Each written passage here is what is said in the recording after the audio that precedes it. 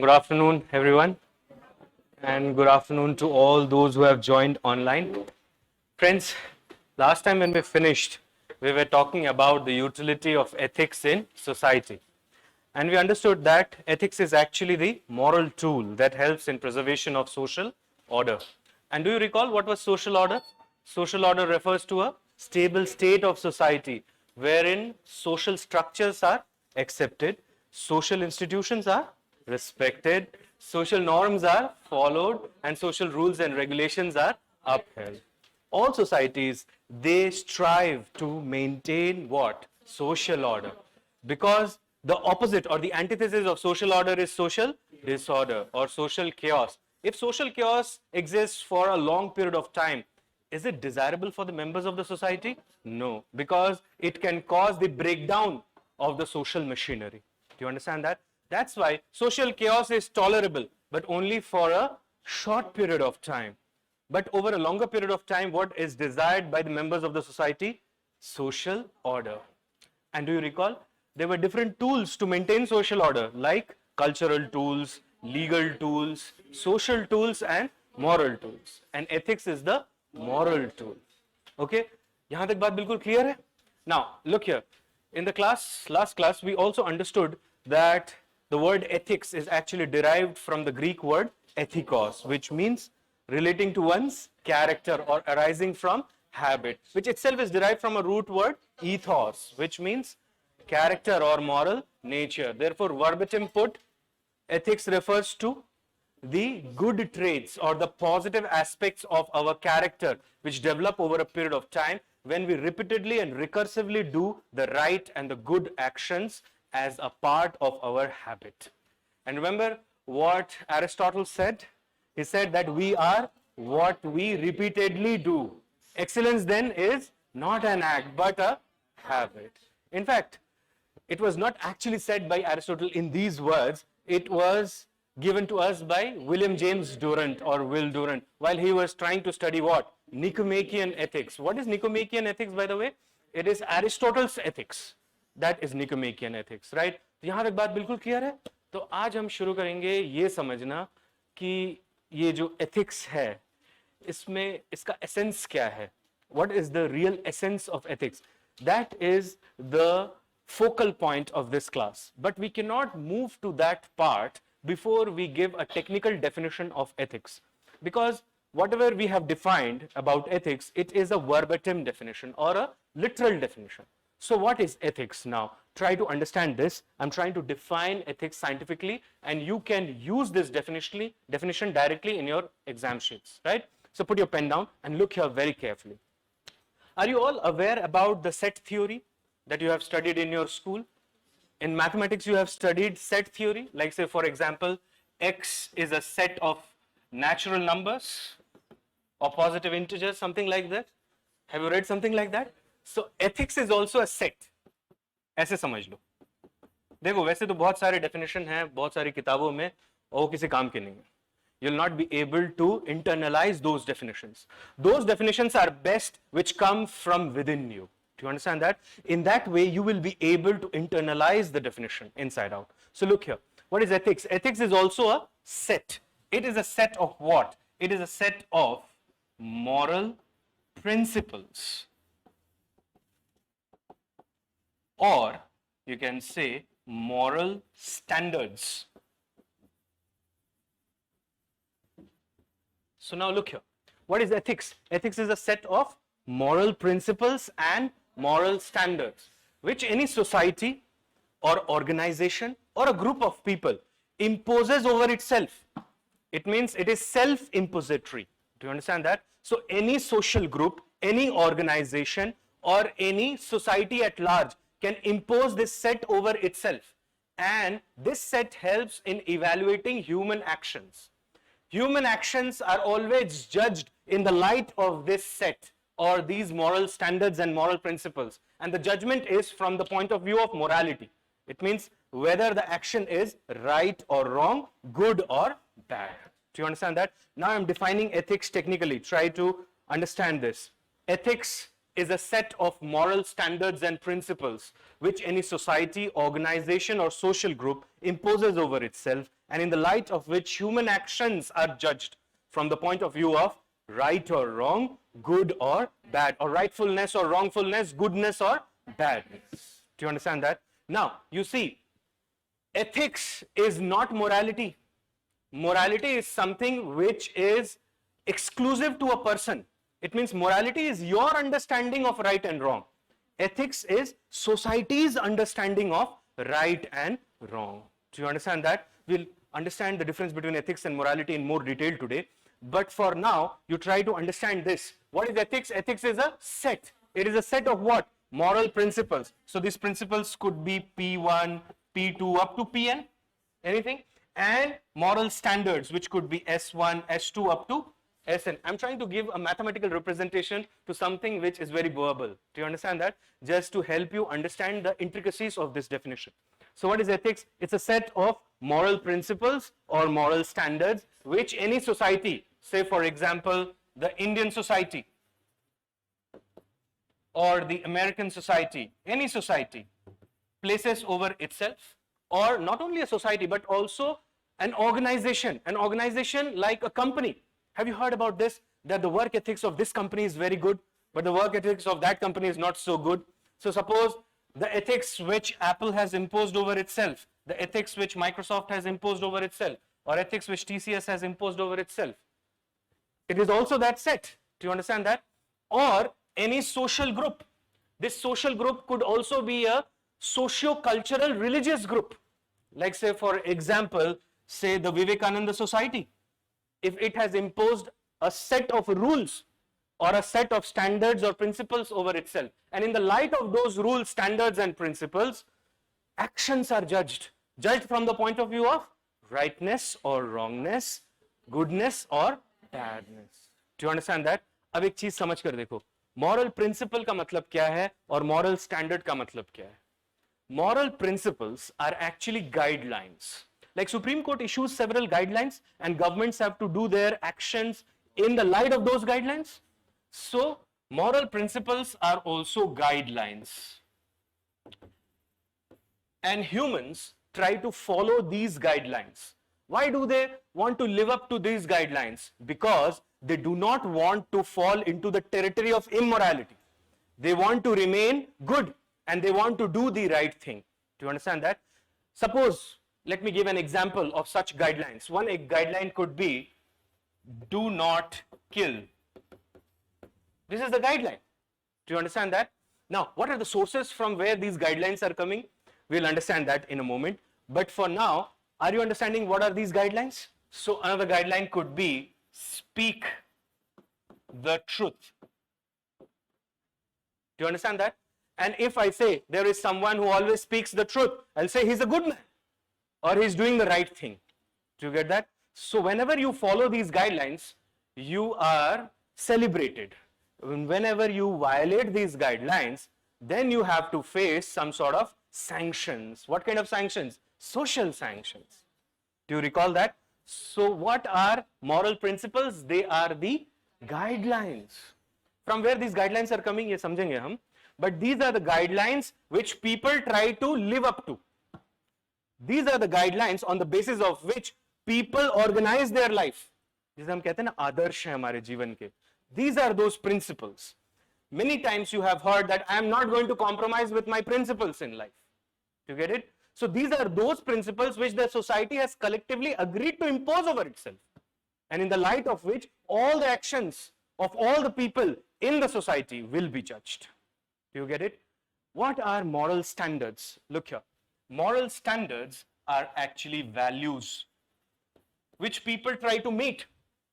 ऐसी बात होती है हमेशा, you have to meet those standards. So suppose the standard could be, say, honesty. Honesty is a value. What is value? Value is something which you hold very dear. Value का मतलब क्या होता है? Value का मतलब होता है it has some worth associated with it. So value simply means that it is worthy for you and you want to hold on to it. So honesty is such a value to which you want to hold on to. Yes or no? Yes. Other things could be, say, freedom. Is there anybody in the class who feels that even if freedom is snatched from him or her, he will have or she will have a good life? Is there anybody here now? All of you value your own freedom, liberty, autonomy, justice, fairness. All these are values. Do you understand that? So these are the moral standards. Suppose you do an action and in that action you violate justice, then it will be said that you are violating the codes of ethics of the society. Do you get it? So if I am making this set, now I am giving, now here I was using more variables, now I am actually using the things that I can insert in this set. Suppose one principle could be do not kill. Another principle would be do not steal. Another principle would be say speak the truth. And there could be innumerable number of principles depending upon how many principles the society chooses or the social group chooses or the organization chooses. And there would be certain standards like say honesty, integrity, empathy, compassion, fairness, justice, liberty, freedom, and go on. Do you understand that? So what is ethics? Now can you understand this? Ethics is the set of these values and these guidelines or the moral standards and moral principles which any society imposes over itself and in the light of which human actions are judged as right or wrong, good or bad. Suppose there is a person X who violates one of the principles, then his action will be declared as wrong and bad. Do you understand that? And there is a person Y who upholds one of the values which is included in the ethical set, then his actions will be declared as right and good. Do you understand this? ये बात clear हुई? तो देखो ये कोई किताब का definition नहीं है, ये हमने अभी बनाया है. Do you get it? So what is ethics? Look towards me and say, ethics is a set. It's a set of what? Moral standards and moral values which any society, organization or social group imposes over itself and in the light of which what happens? Human actions are judged and judged from the point of view of good or bad, right or wrong. Do you understand that? Now you tell me one thing. If somebody is working in Apple computers and now he goes to say Tesla, can there be a possibility that there is some change in organizational ethics? Like say for example, Tesla is not very popular for one thing. Do you know what? It is not very popular for the number of hours it make people work. Elon Musk himself is a workaholic, right? Are you aware about it? And he has made it sure that X number of hours you have to stay in office. मतलब ये थोड़ा सरकारी वाला attitude नहीं लग रहा है? Whereas there are many companies, like say for example, companies which are based in Atlanta or Silicon Valley, many such companies, जैसे कि आप समझ लो Facebook हो गया या Google हो गया, ऐसे बहुत सारी कंपनी ने परमानेंटली वर्क फ्रॉम होम का ऑफर दे दिया है अपने एम्प्लॉइज को, so that they can prepare or they can maintain a good work-life balance.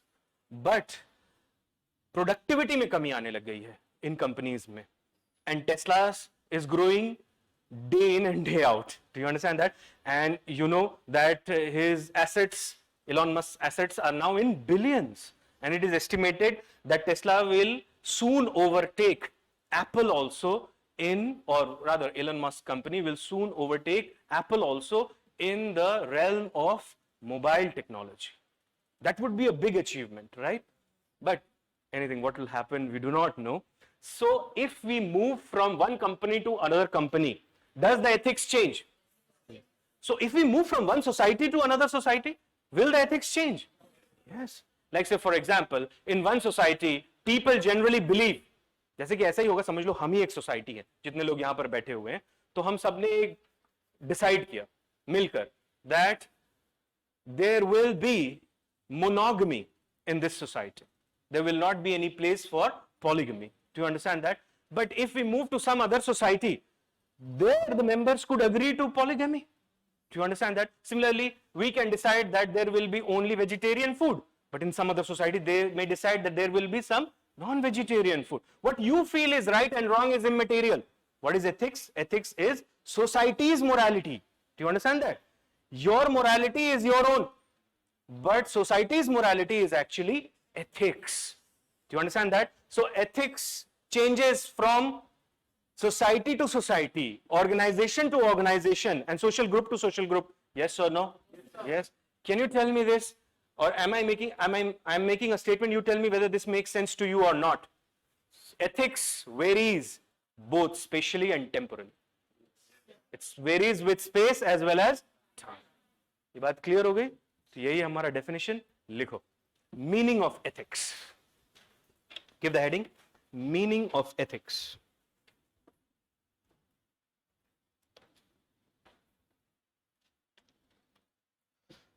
Under this you write, ethics is a set of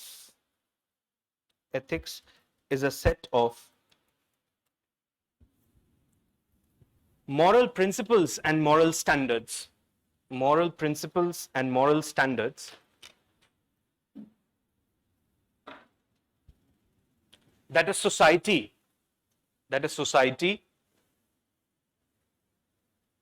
organization or group places over itself in the light of which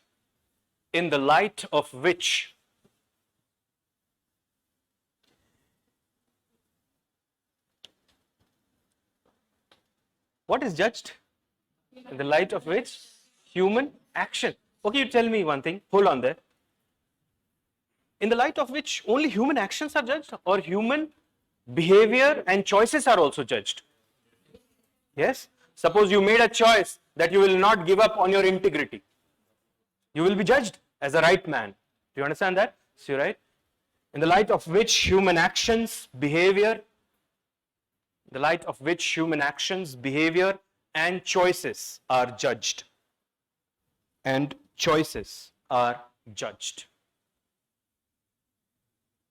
Right? Put a full stop. Read that statement for yourself.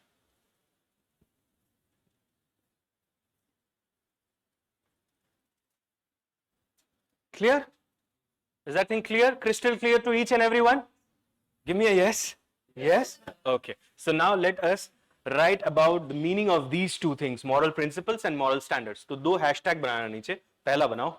Moral principles are the guidelines.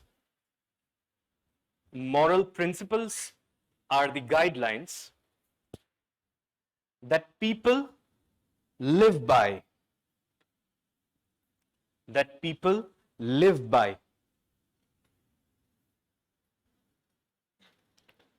To make sure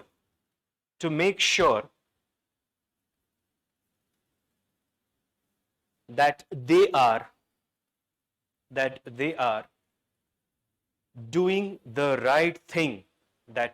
are doing the right thing,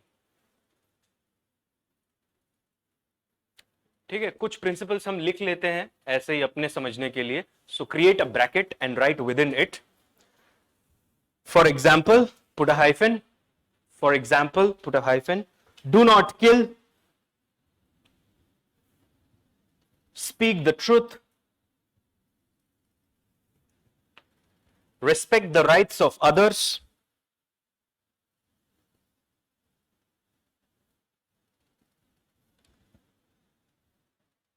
Help people who are in need.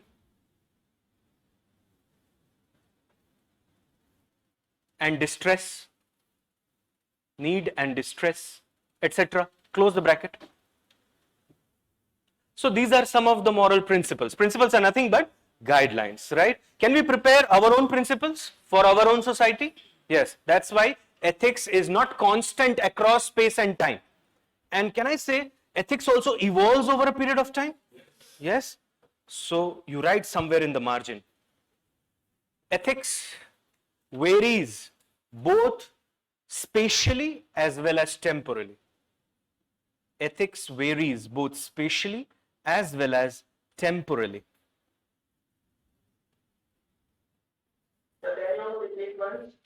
Ethics varies both spatially and temporally. It means both in terms of space and time.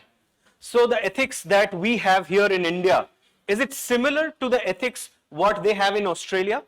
Not necessarily, right? But can there be some convergence between both these sets? जैसे हो सकता है ना, A is a set, B is also a set, and there could be something which is common between both the sets. So there are some basic principles or moral principles which most of the modern civilized societies accept. Like say for example, do not injure someone unnecessarily.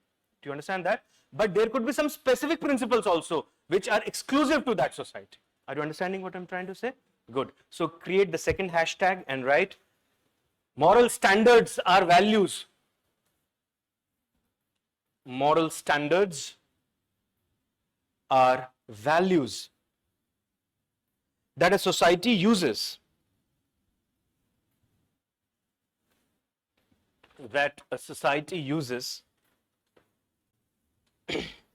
to determine what is reasonable, correct or acceptable. What is reasonable, correct or acceptable. Okay, drop your pen and look here. Is justice acceptable to you? Fairness acceptable to you? Empathy, compassion, freedom. So all these become what? Moral standards. Everything that is reasonable, it means it makes sense and it is acceptable to the larger society. They become what? Moral standards. So create a bracket and write within it. For example, put a hyphen and write fairness, justice, autonomy,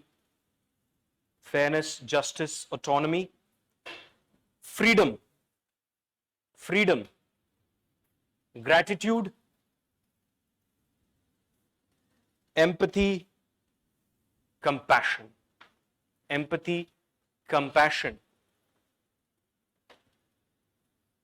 dedication, tolerance, etc. Right? Close the bracket. Now make a star and write against it.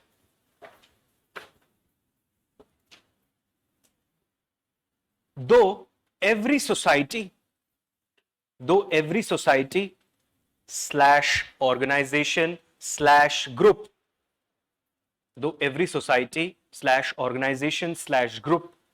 has its own ethical set,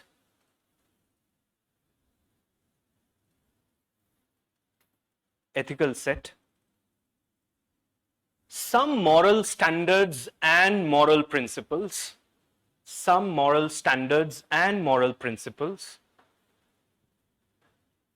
are universal in nature.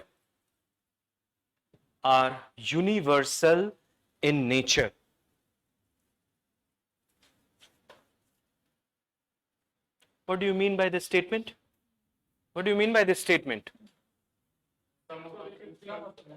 Values, they are found in all societies, all social groups. Do you understand that? Like say for example, think of all those companies which are working on the principle of capitalism. They have one value in common, and that is profit. Do you understand that? And it will be found in all the companies which are arranged as joint stock companies, say for example. Do you get it? Similarly, think of this, all societies, irrespective of the level of development of that society, and when I use the word development, I'm using it in social and economic context, right? So irrespective of their level of development, all the societies, they uphold one value very dearly, and that is justice, fairness, for example. Do you understand that? So they become what? They become universal values. Do you understand that? So such kind of ethical principles and ethical values are what? Universal ethical principles and universal ethical values. और अगर आप देखोगे, this entire human rights movement, it stemmed from these values and these principles. Do you understand that? अगर आप देखोगे United Nations Universal Declaration of Human Rights और उसका charter पढ़ोगे, जो UN चार्टर है ह्यूमन राइट्स का, उसमें आप देखोगे कि सब ethical principles ही हैं actually और values. Do you understand that? So make another star and write.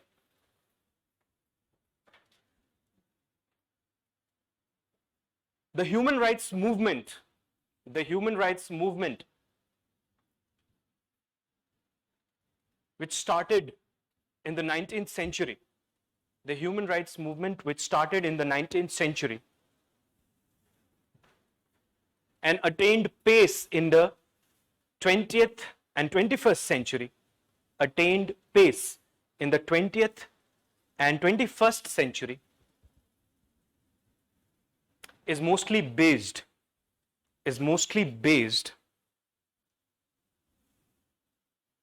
on these universal ethical principles.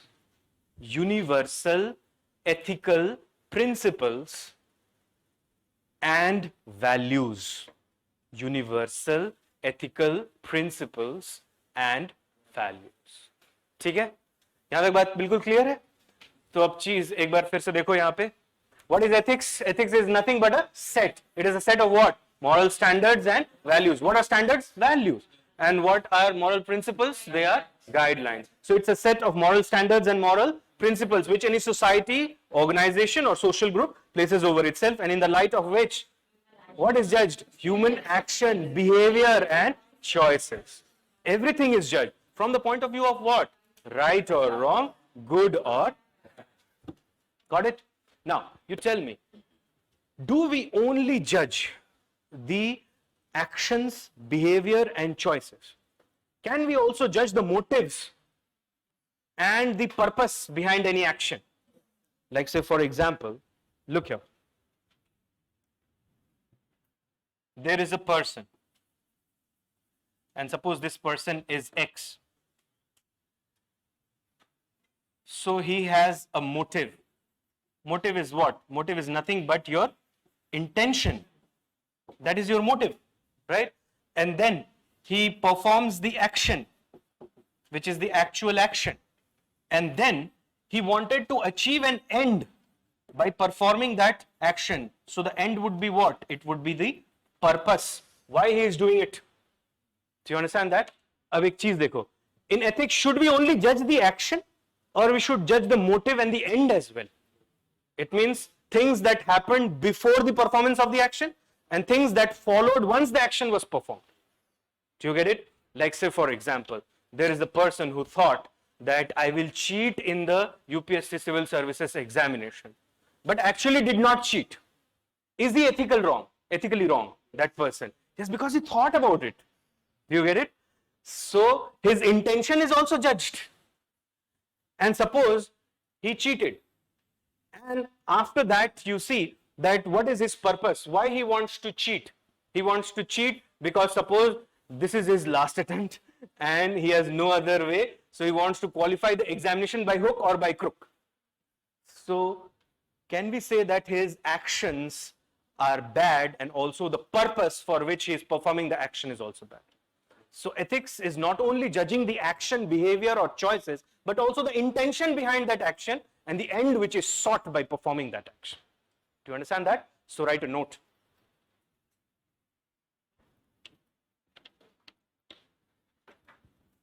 Ethics not only judges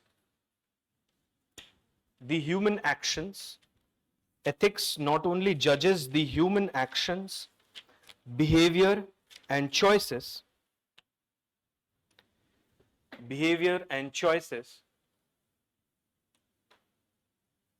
but it also evaluates the motive. The motive is the prime motivation, right? Motive, in bracket you write intention, and the ends or the purpose,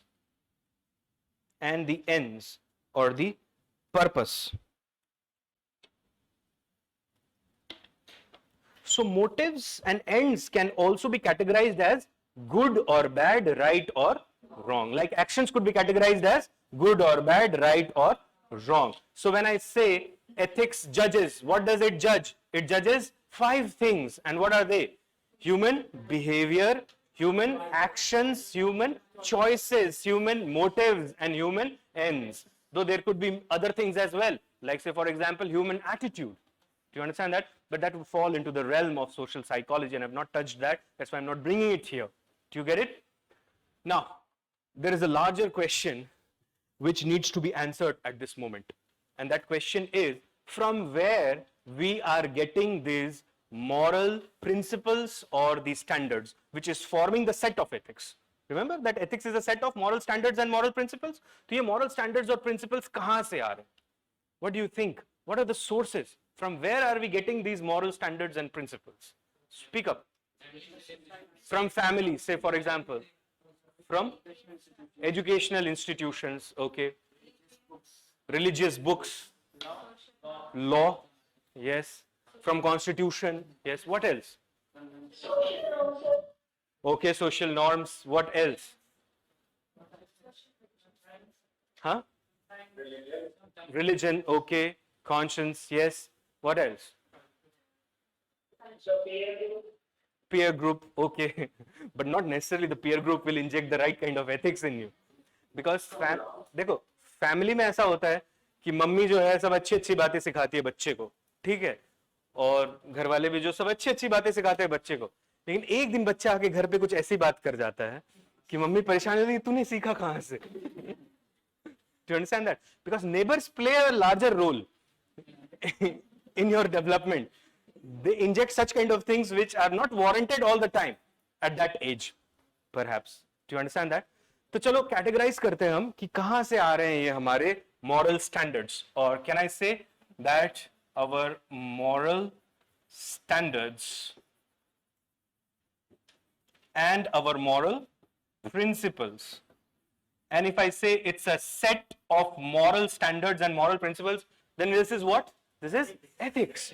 Do you understand that? So I'm trying to understand that from where I am drawing these moral standards and moral principles.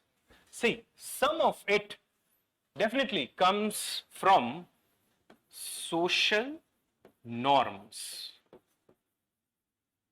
Some of it comes from social customs. Some of it comes from social traditions. Then definitely some of it comes from laws and, can I say, constitution?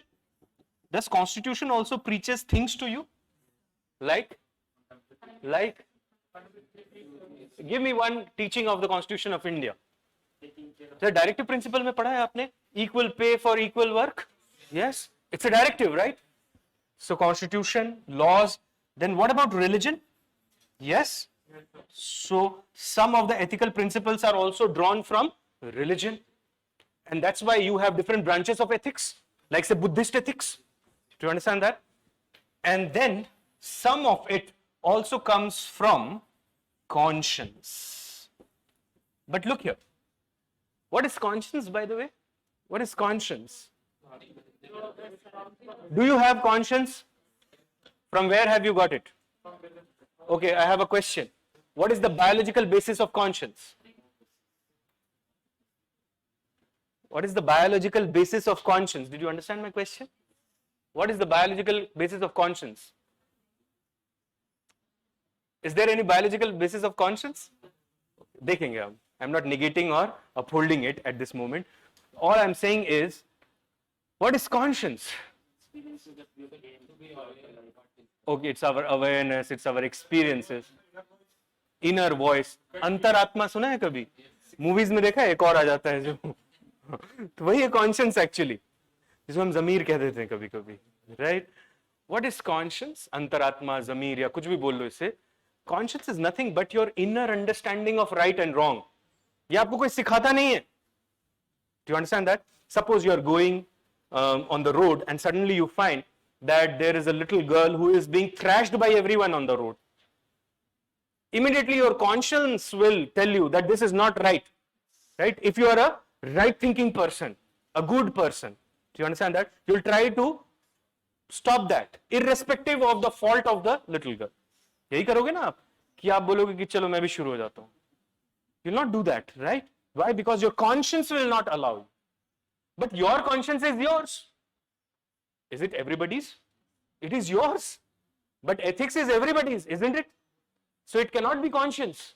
Conscience cannot be the source for your ethical principles and standards. It has to be what?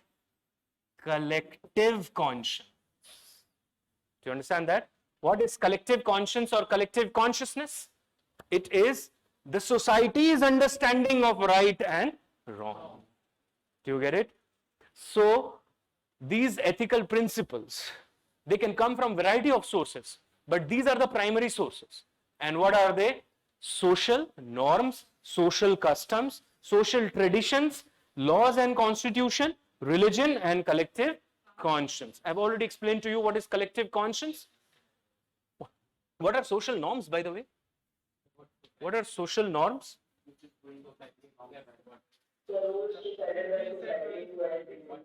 Okay, it is decided by society, definitely. But give me a proper definition of social norms.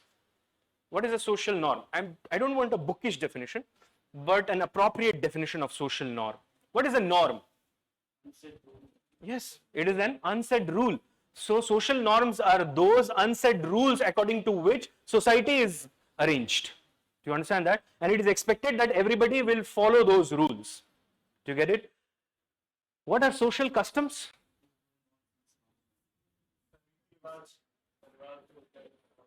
Riti rivaj. Social duty. Okay, how many of you have sociology as your optional? Okay, कल 5 थे, आज 1 हो गए. अच्छा बताओ, what is social custom? अच्छा ऐसा नहीं है कि आपका sociology नहीं है तो you are exempted. So this is the most frequent answer that I encounter. कई बार देखो जब इंटरव्यू ले रहे होते हैं ना तब भी यही पूछते हैं what is difference between custom and tradition. They say customs are tradition, traditions are customs.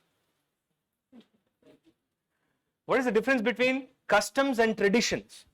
Are they the same thing? अगर होते तो 2 वर्ड क्यों बनाते? Custom is something which is practiced for a longer period of time. Then what is tradition? Okay, that is tradition. And what is custom then?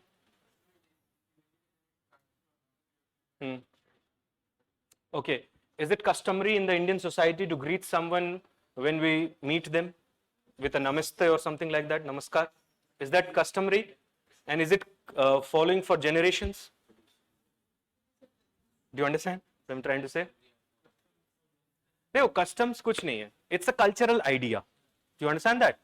Customs are conventions, like you have conventions in the Constituent Assembly or conventions in the Parliament. So customs are the conventions of the society. Do you understand that? On the basis of customs or these conventions, you understand how to behave under a particular situation or a particular place. Do you get it? Like when you are inside your home, your behavior is very different. And when you are outside your home, your behavior is completely different. मतलब बड़ा मुश्किल होता है समझ पाने कि एक ही इंसान है. Do you understand that? Because there are some conventions in the home and there are some conventions among your friends. Do you get it? So what are customs? Customs are nothing but those cultural ideas or those conventions which help you to understand how to behave in a particular situation or at a particular place. Like say for example, have you seen that foreign travelers when they come to India, they start greeting like this? Have you seen that? And they would also wear the garland. They will not hesitate from it. Also, if you go to the Hawaiian Islands, you will have more or less the same kind of customs. If you go to Japan, say for example, they bow down, right? And even if Indian delegates, they go to Japan, they follow the Japanese customs. Do you understand that? What are traditions? Traditions are those customs which we have inherited from our forefathers and which we are following from generation to generation, or which has been passed from generation to generation. So some of the customs are traditions, but not all customs are traditions. Do you understand that? Because say all societies will generate their own conventions. Do you get it? Now if you look at the modern society of 21st century, especially the society of millennials, right? If you see that they have their own rules, my life, my rules, ऐसा वाला है ना कुछ concept, तो वो आपके customs हो गए. Do you get it? So you see that every society has customs and some customs are hereditary in nature. These customs are known as traditions.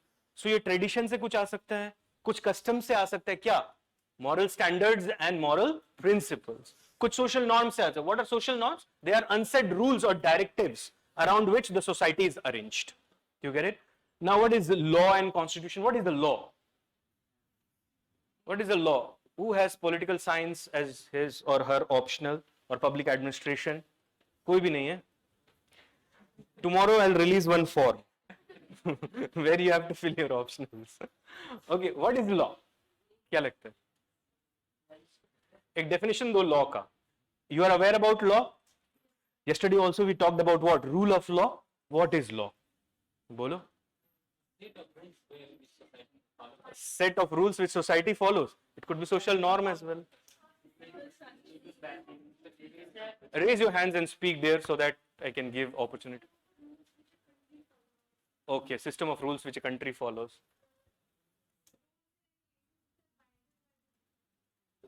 Okay, which are enforced by judiciary, you are saying? Okay, by the government. Yes, what are laws? Rules and regulations having legal backing. Rules and regulations having legal backing. Yes, somewhat correct definition. Yes, go on. Codified norms. Codified norms. Okay, good way to say that. What are laws? Yes, what else? Anybody? The legislation is passed by authorities. See, laws are nothing but, yes, you are correct. Laws are rules, right? That you have to follow. But these rules are enacted rules, right? And they are enacted by a parliament or by a legislative body or even by a social group.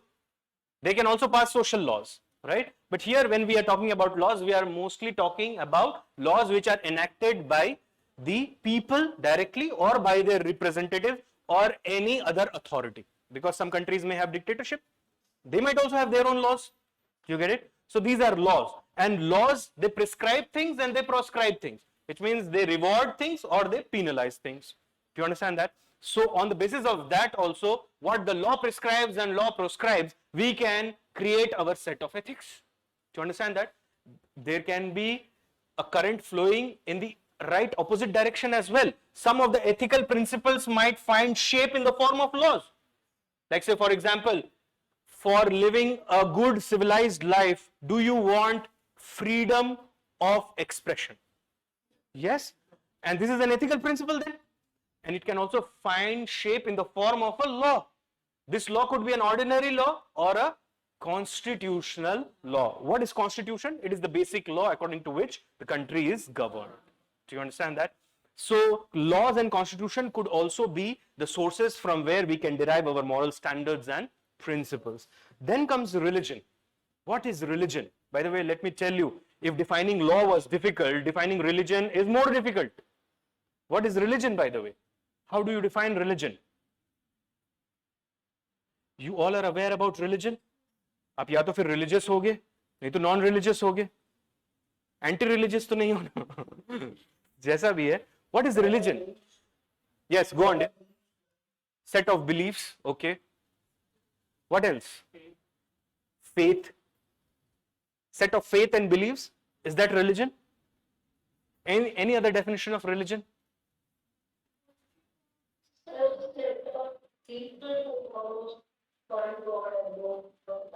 Okay, set of people who follow God. Or coming from a supernatural. Okay, okay. Belief or faith in some supernatural entity. What else? देखो, मुश्किल है ना religion को define करना. Actually, since the inception of religion, it is very difficult to define religion.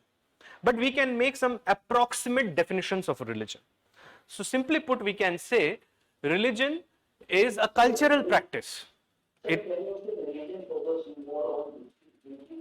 Yes, we can say so, dear. Definitely, why not? Religion does, it encourages us to do our own duty, right? Like if you look at what is said in Bhagavad Gita, it is all about duty. Do you understand that? So look here, what is religion? Religion is, yes, you are correct. It's a set of beliefs. It's a set of faiths, or it is, you can say, it is a set of rituals dedicated to God or gods or a deity or a supernatural power. Do you understand that? People have faith in religious principles and they feel that if they follow these religious principles, they will encounter growth in their life. What kind of growth? Spiritual. That is religion, right? So you see all the religions of the world, three things are common in all the religions: truth, compassion, and justice. You will see all religions will try to uphold these things, right? So you see that religion therefore also becomes a very important source from where we can draw what? Our own moral standards and moral principles. If you see, जितने भी multinational companies हैं, जब वो शुरू हो रहे थे, तो अर्ली 20th century में या मिड 20th century में most of the big multinational giants today, be it the automobile companies or the IT companies or any other kind of companies, right, electric companies, इनके जो ethics थे, company ethics, they were mostly based on Christian ethics. Do you understand that? So that's why also you see that religion also becomes a very important source from where we can draw our own moral standards and principles. Is this thing clear to each and everyone?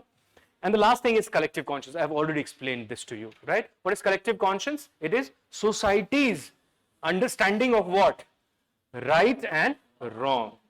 And it's an inherent understanding. ऐसा नहीं है कि इसके लिए आपको कोई coaching करनी पड़ेगी या कुछ सीखना पड़ेगा.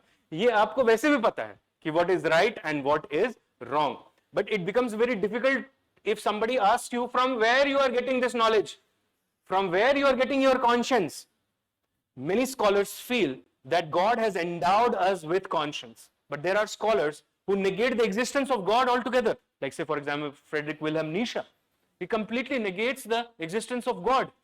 But yet you see that again we can say that these ethical principles, they can come from conscience. And what is conscience? It is our own understanding of right and wrong. ये बात clear हो गई? So what is ethics? It's a set of moral standards and moral principles in the light of which we judge 5 things. What are they? Actions, behavior, choices, motives, and ends. Do you understand that? And these moral standards and principles, are they static or they change with time and space? They change with time and some of them could remain universal in all settings, yes. And if that happens, then these principles become the basis for what? Human rights. Do you understand that? So we can develop the human right edifice on the basis of these ethical principles. And from where are we drawing this set of moral standards and principles? We are drawing them from social norms. What are social norms? Unsaid rules or directives, social customs, conventions of the society, traditions, those conventions which we have inherited from our forefathers. Law, rule, which is enacted by a body of legislators, right? Government or any social organization. Constitution, the basic law.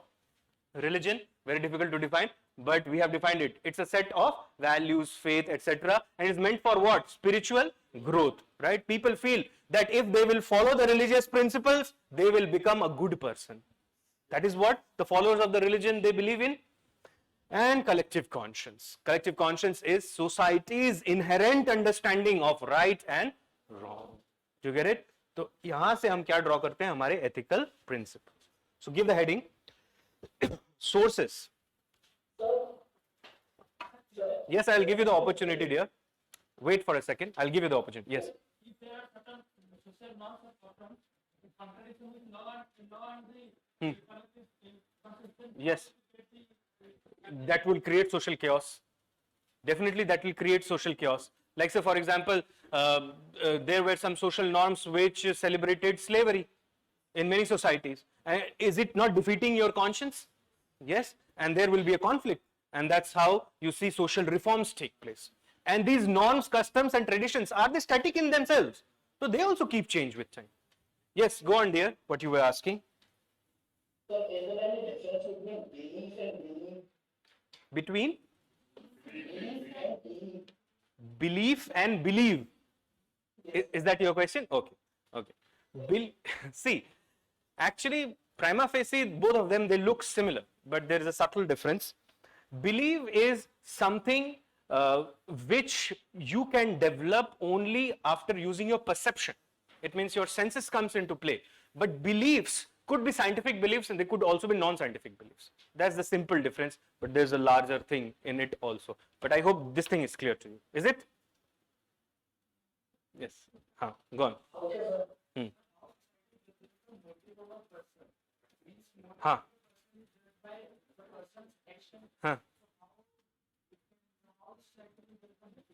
Suppose किसी ने खून कर दिया, किसी का murder कर दिया, तो उसके बाद क्या होगा? अगर फेयर सोसाइटी होगी तो क्या होगा? ट्रायल होगा, मर्डर ट्रायल होगा, वहां पे जज यही पूछेंगे ना क्यों किया खून, तो मोटिव पता चल जाएगा. Do you understand that? And then we'll see that whether that motive is in conformity with the ethical standards or not. Do you get it? Okay. So, rise sources of ethical principles and standards. Under this you write. अच्छा एक काम करो, ये chart बना लो, उसके बाद हम ये सब डिफाइन कर लेते हैं.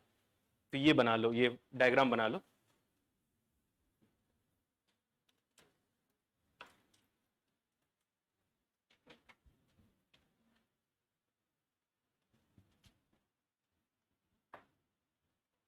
These are the sources. Suppose there is a person who just thought about doing something unethical, but he didn't do it. So, in the court of law, he will not be able to try. He will not do it. So, how will that justify it? We'll come to that today. By the fag end of this class, your question will be answered. Okay. Because for that, we have to understand the essence of ethics.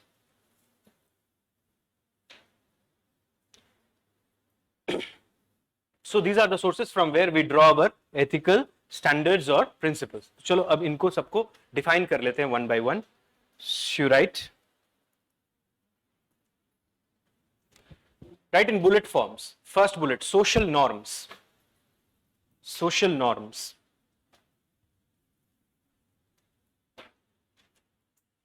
Social norms. Put a hyphen and write. They are. What are they? They are unsaid rules. They are formal or informal in nature? Informal. So they are informal and unsaid rules. They are informal and unsaid rules / directives that govern behavior.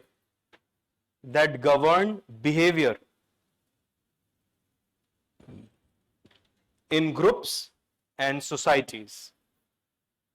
In groups and societies. Right? Next bullet. Social custom. Social custom. Put a hyphen and write. A custom is defined as a cultural idea. A custom is defined as a cultural idea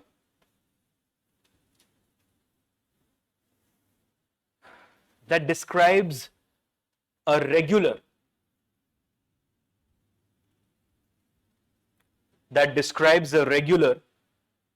patterned behavior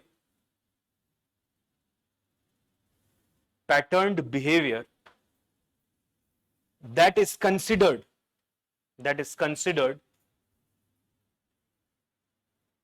characteristic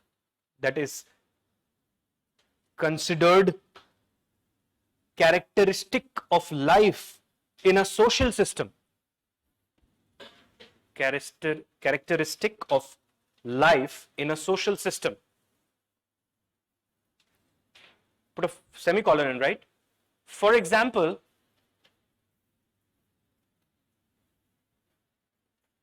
shaking hands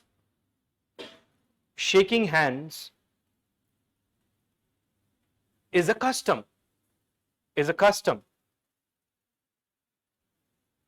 Put a semicolon and write. A custom is a commonly accepted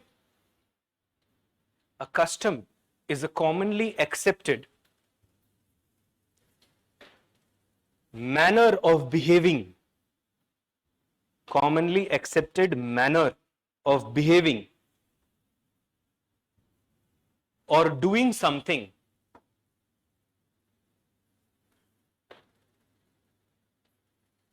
in a particular society, place or time. Place or time. Though you must keep this in mind that some customs could be completely outrageous, right? They might defeat your conscience. Like say for example, in several engineering colleges this was the custom, and the custom was the custom of ragging, right? And the Supreme Court has declared that it is inhuman practice. You get it? Next bullet, you write. A tradition or social tradition. Yes. Culture and? No, culture and custom are not the same. Culture is your way of life, dear. Right? And custom is a convention in that way of life. अच्छा कहीं लिखना चाहो तो ये भी लिख लो. Custom is a convention. Custom is a convention followed by the members of a society. Custom is a convention followed by the members of a society.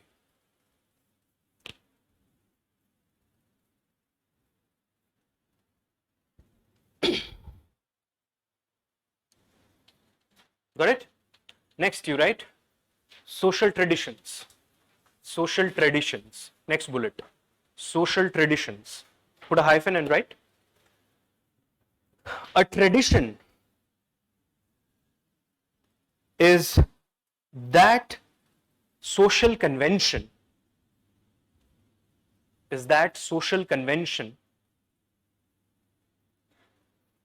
bracket में लिख लो custom close the bracket, which is inherited by a society from its forefathers. Is inherited by a society from its forefathers.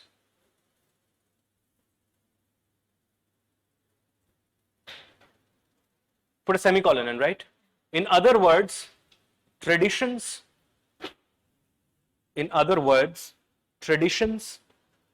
are those customs which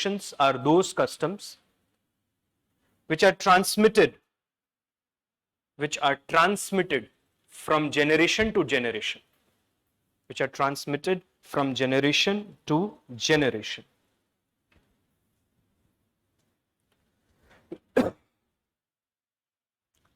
So are you clear with social norms, social customs and social traditions?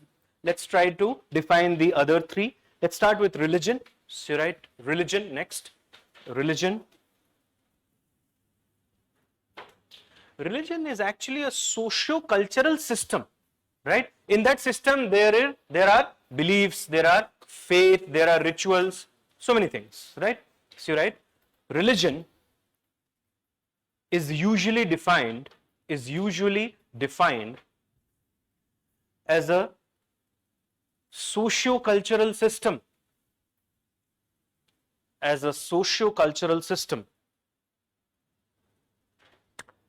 consisting of beliefs and rituals,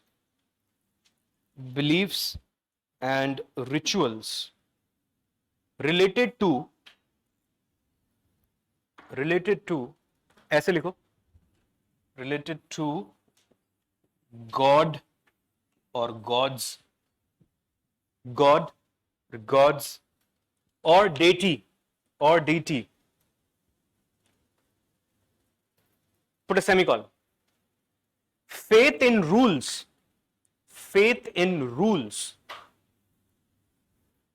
principles and values. Faith in rules, principles and values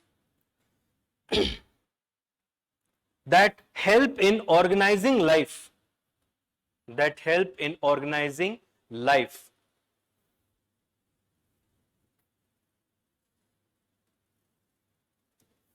Can I say the followers of religion, they follow these rules, they uphold these values, they celebrate these principles because they want to grow in their life. What kind of growth they are looking for? Spiritual growth, and they want to become what? A better human being. You get it? So put a semicolon and write followers. ऐसे कर लो, for followers of religion, for followers of religion, put a comma. These rules, principles and values,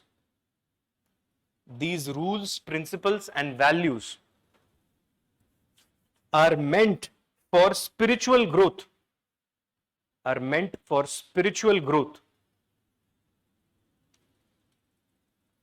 and progress as a human being. Spiritual growth and progress as a human being.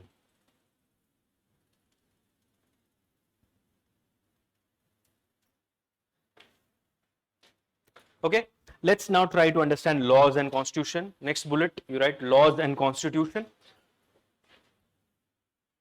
See,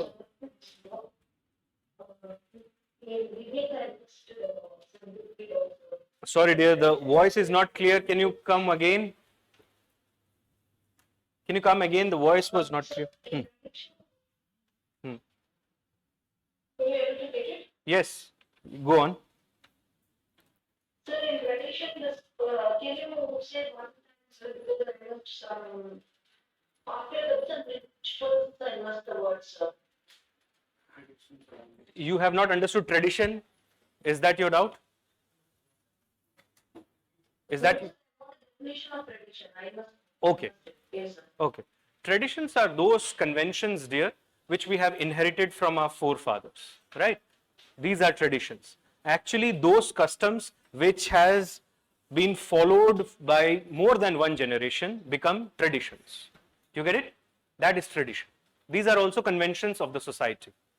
But customs, all customs are not traditions, but all traditions are customs which have been passed from one generation to another generation.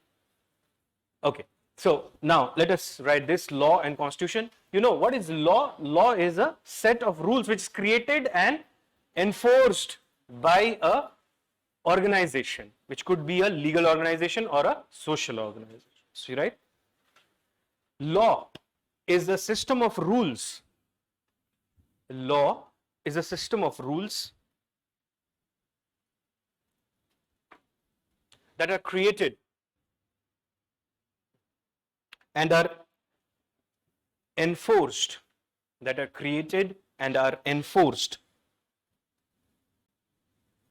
by social or governmental institutions.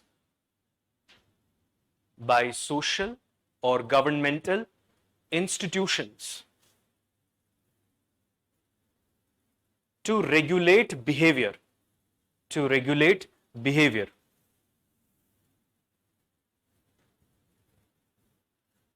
And you know, all laws, they work mostly on what principle? Incentive punishment model, right? So in bracket you can write, all laws, they work on incentive punishment model. All laws, they work on incentive punishment model.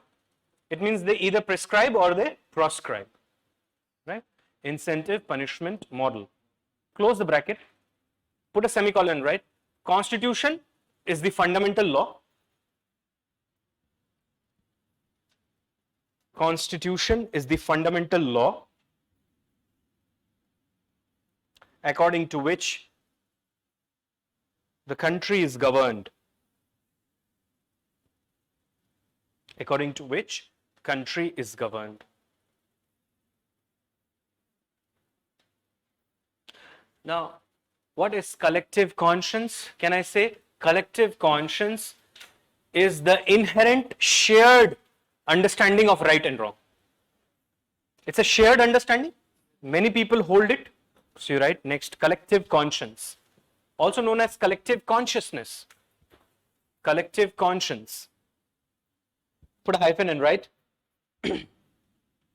Also known as collective consciousness, collective consciousness or social consciousness, collective consciousness or social consciousness. It is the set of shared beliefs.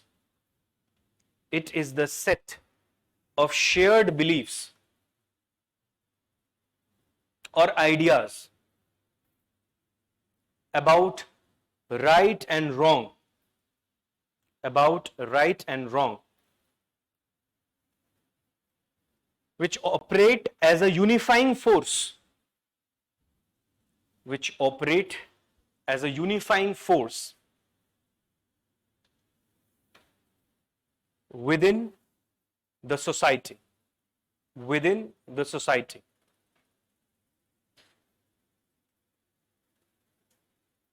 Clear? Put a semicolon, right? In other words, collective conscience is society's inherent understanding. In other words, collective conscience is society's inherent understanding about right and wrong, about right and wrong, about right and wrong, or good and bad. Right and wrong, or good and bad. Right? So these are the sources from where we draw our set of moral standards and principles. Now I have few questions. You try to answer these questions. Now, can you define ethics? Yes. Do you understand the meaning of moral principles? And can you differentiate it from moral standards? Principles are guidelines, whereas standards are values. We try to live up to the principles, but we want to celebrate the standards, or we want to meet the standards. Do you understand that? And in the light of these moral standards and moral principles, what is judged? Human motive, action, behavior, choices, and purpose or end, right? And from where are we getting these principles and standards? From social norms, customs, traditions, law, constitution, religion, and collective conscience. Do you understand that? There could be other sources as well, but these are the primary sources. और अगर मैं ऐसे बोलूँ 10 number का question अगर आए तो इतना काफी है. Do you get it? But you can create other sources as well. Now you tell me that can a company has its own traditions? Like if you look at Tata, the way they operated in the days of J.R.D. Tata, with the values, the standards, the principles, they are still continuing, right? So societies, organizations, and groups may have their own what? Customs and traditions, and some of them they can pick and create this set of ethics. Do you understand that? So ऐसा होता है जैसे कि law बनाने के लिए एक parliament होता है, तो ये एथिक्स का जो सेट बना रहे हैं हम, उसके लिए भी कोई पार्लियामेंट बैठती है क्या साथ में? हम इकट्ठे सब एक जगह होते हैं क्या? It is prepared over a period of time. Do you understand that? Is the ethics, set of ethics, or set of moral principles and standards rather, or ethical set, is it prepared overnight? It is prepared over a period of time. So do a hashtag and write this set of moral principles and standards, this set of moral principles and standards evolve over a period of time, evolve over a period of time.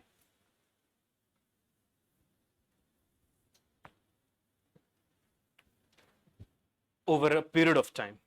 Clear? Now, drop your pen and look here. Now we are trying to understand the way how ethical decisions or ethical judgments are made. We are saying that ethics is all about making judgment of right and wrong, good or bad, and judgment of what? Action, behavior, choices, motives, and ends, right? So how ethical judgments are made? For making any ethical judgment, we must have a reference point, and that reference point is what? Moral principle or standard. So let us take a moral principle and let me call it P1. That's the moral principle. And from where I have got this? From the ethical set. Do you understand that? And suppose this moral principle is do not kill. Right? This is the moral principle. And now I am actually evaluating an action. And all actions must be seen in the light of these principles. So suppose the action is this. X kills Y. Suppose this is the action. Now I am in a position of making a ethical judgment. Do you understand that? So what would be my judgment? My judgment would be what? X kills Y, it means X has violated the moral principle, right? It means I will say X action is morally what? Morally unethical. It is morally bad or wrong. Do you understand that? Or I will say morally reprehensible. Is it praiseworthy? It is reprehensible. Reprehensible means it is bad or it is wrong. Can it be both bad and wrong? Yes. Do you understand that? So this is the model of ethical judgment. Let me give you one more example. Let me take one more moral principle, and suppose this principle is this: feed the hungry. It's a simple principle. And suppose, let me consider an action, and this is the action: A feeds B, and B is suppose a beggar. Do you understand that? Then I'll make my moral judgment or ethical judgment. So I'll say that A's action is what? Is praiseworthy. It is praiseworthy. It means it is right and it is good. Do you get it? This is the model of ethical judgment. अब एक चीज देखो, कुछ भी कर लो आप. I can take a standard also, right? I can take any other principle also. Whatever I am doing, my judgment is coming to one conclusion. Either it is good or bad, or right or wrong. It means all ethical judgments are moral judgments, because ethical judgments are trying to distinguish what? Right, wrong, good or bad. So all ethical judgments are moral judgments. That's why ethics is also known as moral philosophy. Do you understand that? Yet ethics is different from morality. Why? Because morality is your own understanding of right and wrong, whereas ethics is society's understanding of right and wrong. Morality is the set of principles and standards which you have placed over yourself, and your actions, your motives, your behavior, your choices, your ends are judged in the light of that set which you have created for your own self.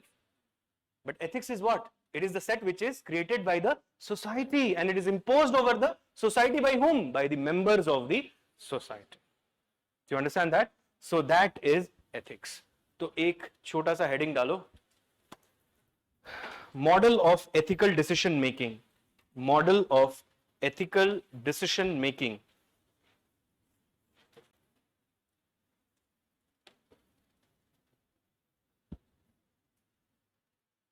Model of ethical decision making, right? उसमें ऐसा कर लो, यही दो लिख लो, 1 and 2, right, side by side.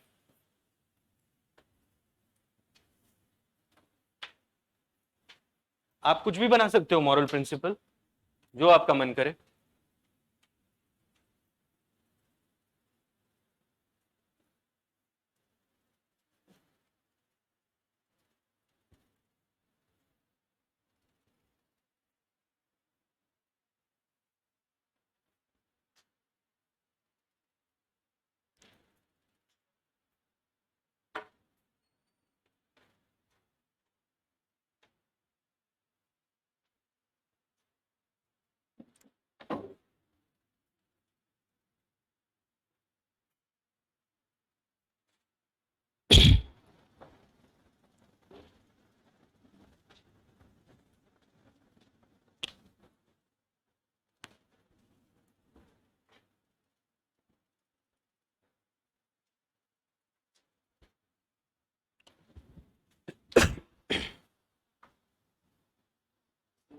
So when we make ethical judgments, do we consider the motive behind the? Yes, obviously. You would consider everything. In the first case, we have just taken this.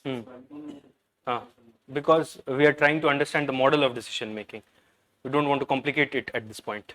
But you can bring in purpose, end, and all of that. Do you get it?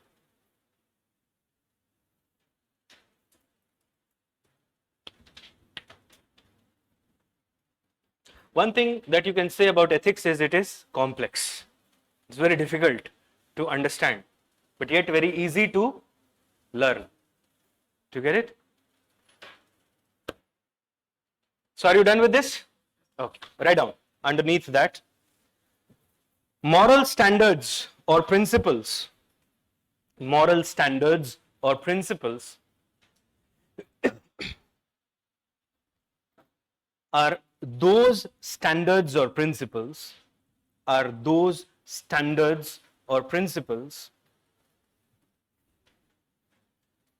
that make distinction between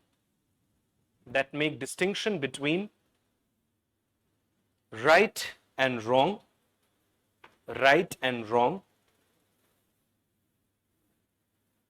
or good and bad. Good and bad. Hence, can I say that ethical judgments are actually moral judgments? Yes, and that's why ethics is also known as moral philosophy. There are different branches of philosophy, and one branch of philosophy is moral philosophy. So that's why जो आपका 5th unit है वो क्या है? Contribution of moral thinkers and philosophers from world and India. You get it? So write down. Let's put a semicolon, right? Therefore, ethical judgments are moral judgments. Therefore, ethical judgments are moral judgments.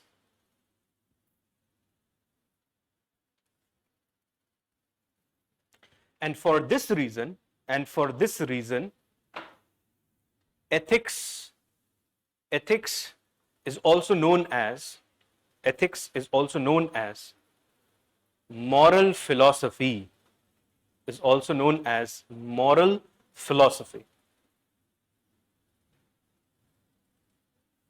So the words ethics and moral philosophy are used interchangeably, but थोड़ा सा difference है दोनों में. Moral philosophy means that branch of philosophy which deals with questions of morality. That is moral philosophy. But ethics is a set of principles and standards which the society places over itself. Do you get it? So every time we are talking about ethics or ethical judgments or ethical decision making, we are highlighting few words. Have you taken note of it? Bad, wrong, right, and good. So everything that we talk in ethics, we talk in terms of good or bad, right or wrong. बस इससे बाहर ethics नहीं है. बस यही 4 words में पूरा ethics समाया हुआ है. And what are they? Right or wrong, good or bad. Now what is the difference between right and good? Right? How it is different from good? Are they the same thing? What is the difference between right and good? Answer करने की कोशिश करो अपनी ही understanding से. ज्यादा से ज्यादा क्या होगा? गलत होगा. We are here to learn. Right is when we compare our actions to the moral standards. Okay. And good is? Good is if it causes some good things, good happiness in some other person. Okay. That is good. Yes. Anything else?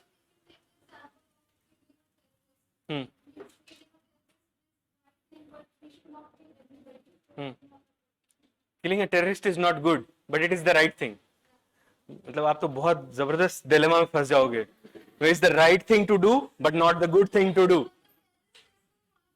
हाँ हाँ किसी को मार दो. Okay. अच्छा ऐसे देखो.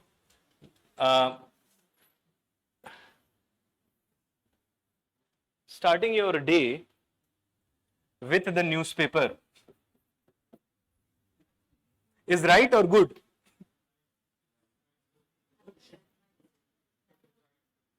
कोई तो बोल रहा है bad.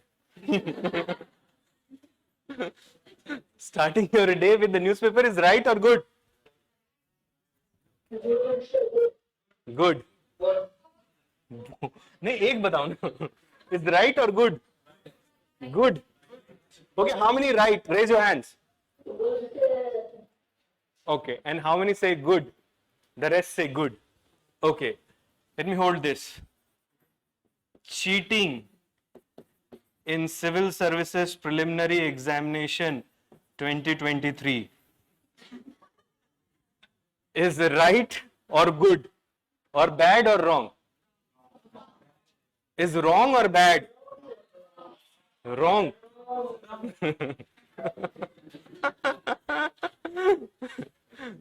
So how are you deciding on these things?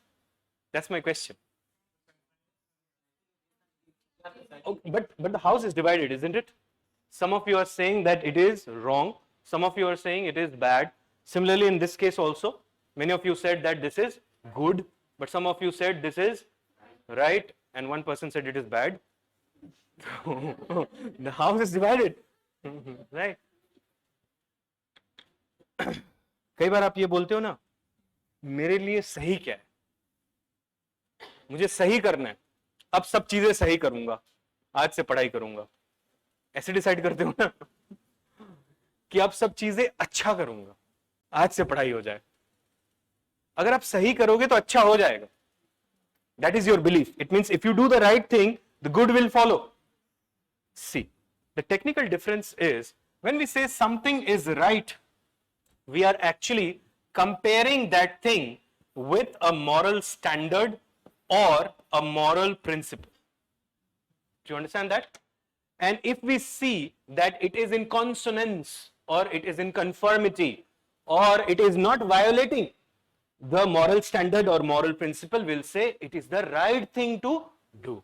And if it violates, we'll say it is the wrong thing to do. Do you understand that? Moral principles or moral standards, they have the effect of law on us. Like we follow the laws, we also try to follow the moral standards and moral principles. It is something which we ought to obey. Because we feel that if we violate these moral principles and moral standards, then our action will be declared as morally reprehensible. It means wrong. Do you understand that? So when we say something is right, we try to compare it with the moral standard. और हम देखते हैं कि moral standard के साथ match हो रहा है या नहीं. अगर match हो रहा है, तो right. Do you understand that? Suppose there is a moral standard. Moral standard is, or suppose a moral principle. Let me take a principle. The principle is students must work hard. Do you understand that? And suppose the action is Raju is working hard. Then I'll say Raju is doing the right thing. Do you get it? Because it is in consonance. But the principle थोड़ा और explain करना पड़ेगा. Work hard in studies. Do you understand that? Raju must be working hard with respect to something else. But he must work hard with respect to studies. If he does so, then I'll say that Raju's actions are right. Do you understand that? And suppose there one who works hard will get what in life? Success. Can I say so? Definitely that person will get success. And success will create happiness. Isn't it? So the impact of success is what in life? It is happiness.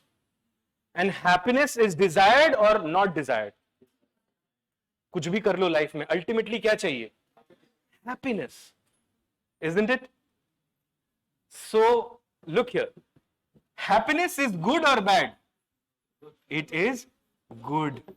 So when we say something as good, what we try to indicate is it is desirable. We want it. Do you understand that? So good is always with respect to the consequences of our action. The consequences could be good or they could be bad. Like cheating in civil services preliminary examination 2023 is wrong and it is also bad. क्योंकि इसके बाद क्या होगा? आप पकड़े गए तो आपको ब्लैक लिस्ट कर दिया जाएगा. फिर यूपीएससी तो छोड़ो, पीएससी भी नहीं, कोई एग्जाम नहीं दे पाओगे. Do you understand that? So it would be good or bad? Bad only when you did it because you wanted to do it. Do you get it?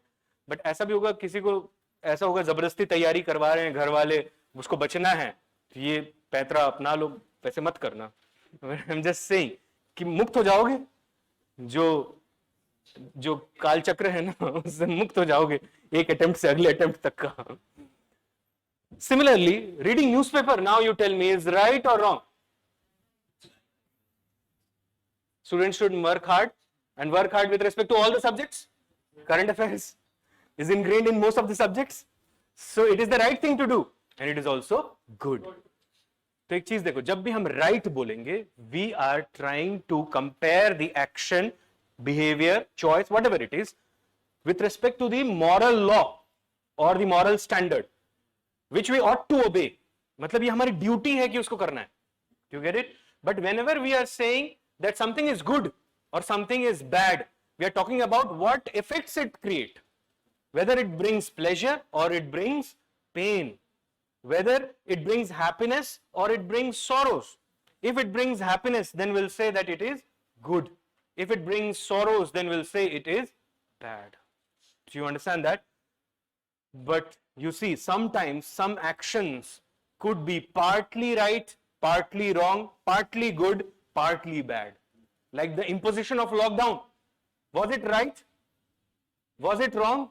Was it good? What is bad? Was it bad? सब कुछ defend किया जा सकता है. Do you get it? Worldwide. That's why you see, we need to maintain which approach? The continuum approach. अब एक चीज देखो, जो ये नॉन कॉन्सिक्वेंशियलिस्ट ब्रांच ऑफ एथिक्स है, जिसको कभी कभी डिओंटोलॉजिकल ब्रांच ऑफ एथिक्स भी बोल देते हैं, the greatest philosopher in that branch is Immanuel Kant, and for him everything is based on duty. So he is more concerned about what? Right. He is not concerned about good. He is not concerned about the consequences. He says it is the right thing to do. Do you get it? Suppose, will you ever lie to save somebody's life? How many of you will lie to save somebody's life? Raise your hands. So most of you will lie to save somebody's life. Is there anyone who says that I'll not lie even if somebody's life is at line? है क्या ऐसा कोई? If suppose the German philosopher Immanuel Kant was also present in our company today, he would raise his hands. I am that person. I will not lie even if somebody's life is at question, because lying is wrong, not bad. Wrong. He is not concerned about good or bad. He is concerned about right and wrong. But when you look at the consequentialists, उनको तो consequences से मतलब है बस. And think of John Stuart Mill or Jeremy Bentham or something like that. Or utilitarians, सुना है उसका, उनका नाम? Maximum good for the maximum right बोला है क्या उन्होंने? नहीं. Maximum good for the maximum number. देखो अभी तक तो हम वहां तक पहुंचे भी नहीं, लेकिन कुछ आइडिया तो मिलने लगा ना? You get it? Because the basics are strong now. So good, when we say good, we are mostly focusing on what type of ethics? Consequentialist type of ethics. But when we say right, we are focusing on what kind of ethics? Non-consequentialist form of ethics, duty-based ethics. It is your duty to follow the moral law. Do you understand that? So if there is Jeremy Bentham in the class today, if I'll ask that, will you lie to save somebody's life? He would say, why not? For me, what matters is consequence. Do you understand that? Why did you choose to lie to save somebody's life? जब आपने हाथ उठाया तो क्या था आपके मन में? ऐसे रैंडमली अपना हाथ उठा लिया आपने? क्यों उठाया अपना हाथ? You wanted to save the life. That's why you raised your hands. Okay, empathetic towards. अच्छा चलो मैं ऐसा बोल रहा हूँ कि एक वैक्सीन बना रहे हैं हम. डेडली डिजीज है जिसके लिए हमको एक वैक्सीन बनानी है, ठीक है? एंड डोंट माइंड, हाँ, बट इनसे हमको बोन मैरो निकालना है, समझ लो, और हो सकता है this could be disastrous for him. Will you do it unless you have personal enmity with him? Will you do it? Will you do it now? You will take it? कितने हैं देख लो जरा मुड़ के. How many of you will do that? Raise your hands. How many of you? Okay, ये तो आपके कलीग है ना, इनको छोड़ दो. सोचो एक 2 दिन का बच्चा है. Consider he or she is your own child.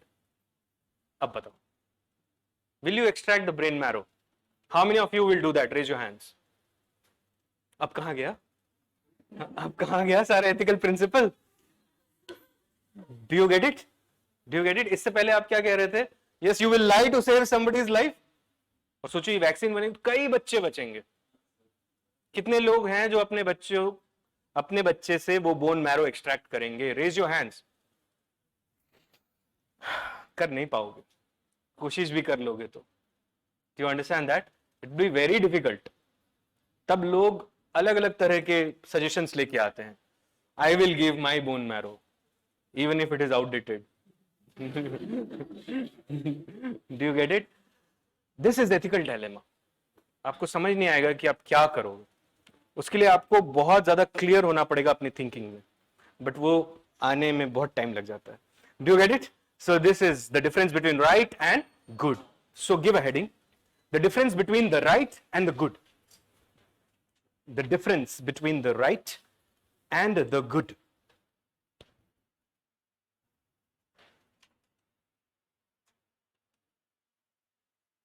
The right and the good. Now under this you write, when we describe an action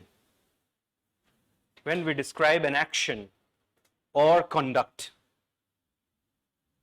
when we describe an action or conduct as a right, we judge it with respect to a moral standard, or moral principle,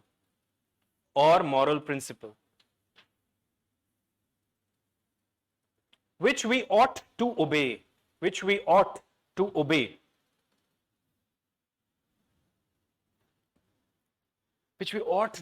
इसका मतलब क्या हुआ? It is creating a kind of obligation on us. Obligation is what? Duty. तो duty based ethics यहीं से निकलेगा. Do you get it? Next you write, put a semicolon, we honor the authority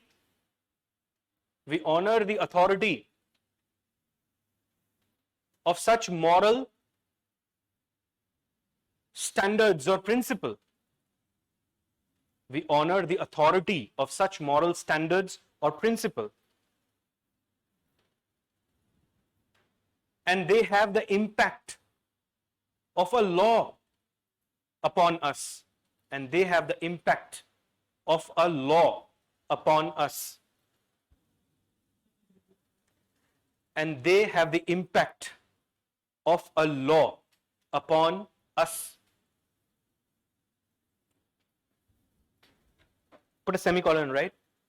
Such moral laws act as a check. Such moral laws act as a check on our impulses and desires. On our impulses and desires. Do you recall yesterday I shared with you one case where in United States of America, one man, he killed the alleged criminal, the person who raped his daughter, right, out of anger. So he could not check his emotions. So was he right there? He was wrong because he showed lack of faith in what? The system of justice. Do you understand that? And one of the ethical standard is justice, and one of the principle is everybody should have faith in justice. So he was violating. So his action was unethical. Though we can sympathize with him, yet we'll say that his actions were unethical. Do you get it? Next, you write, when we consider an action or conduct, when we consider an action or conduct as good,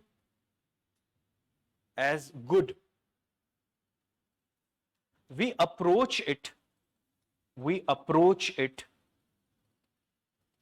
from the standpoint of,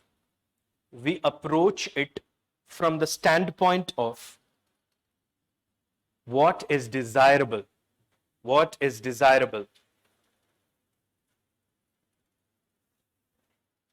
Put a full stop. This is also a standard.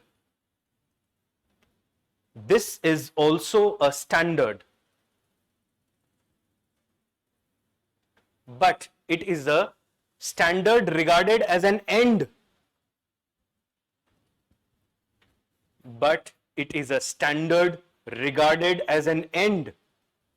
To be sought. End to be sought. Rather than law to be obeyed. regarded as an end to be sought, as an end to be sought, rather than a law to be obeyed. Law to be obeyed. अच्छा, अब एक चीज देखो, when we are talking about right or good or wrong or bad, we are always talking in terms of action or conduct. Though we can also judge what? The motives, the ends, behavior, everything, choices. But for now, we are limiting ourselves to action and conduct. What is the difference between action and conduct? What is the difference between action and conduct? What is action? Okay. Conduct is the way in which we do it. Okay, good. See, action is the act of doing something, right? And why we are doing it? Because we want to achieve a goal or fulfill an objective or meet an end. Do you understand that? That is what is action. And what is conduct? Conduct is how do we behave? How do we behave in a particular scenario or in a particular time or at a particular place? That is our conduct. Conduct is also the way an organization or activity is carried or directed. Do you understand that? So everything can be judged from the standpoint of right or wrong, good or bad. Correct? So एक hashtag बनाकर लिखो. Action is the process. Action is the process of doing something.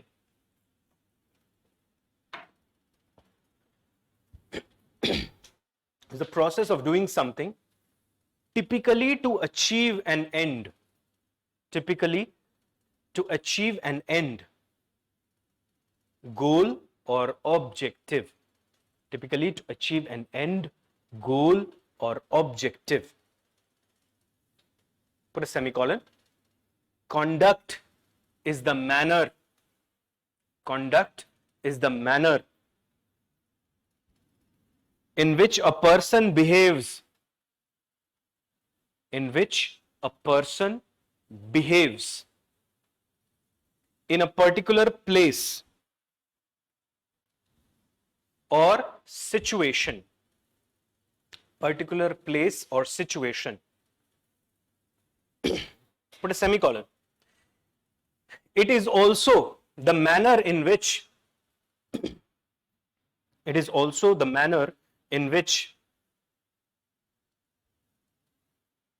an organization or activity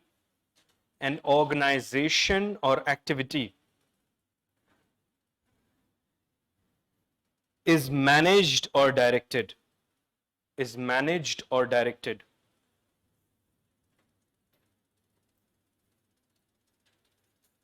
Clear? Now, look here. All of us are moral agents.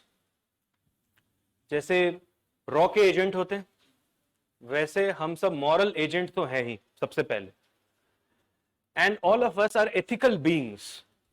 It means inherently it is believed everybody is good. Right? Remember when the child is in asocial state? So you cannot say that he is wrong or bad. Right? Initially, good things are instilled into his or her head. Do you get it? So all moral agents or ethical beings, they try to create the good through their right actions. Do you get it?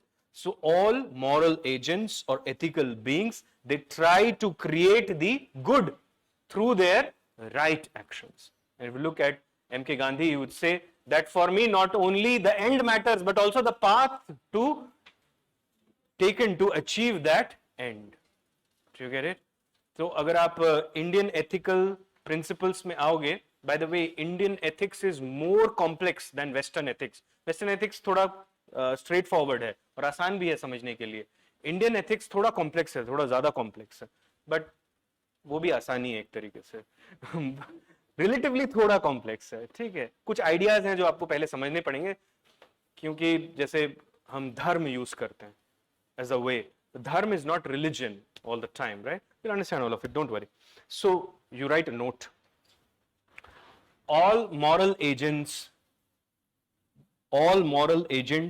or ethical beings, all moral agents or ethical beings try to create the good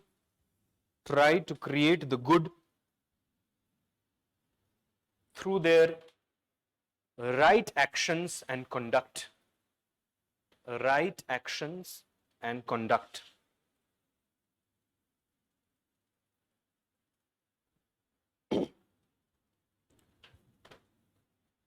Clear?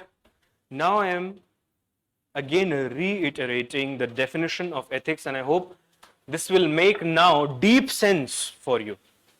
Ethics is a set of moral standards and moral principles which are derived from various sources, which are collected by a society, organization, or social group, and is imposed over itself, in the light of which human actions, conduct, behavior, choices, motives, and ends are judged. Do you remember moral judgment?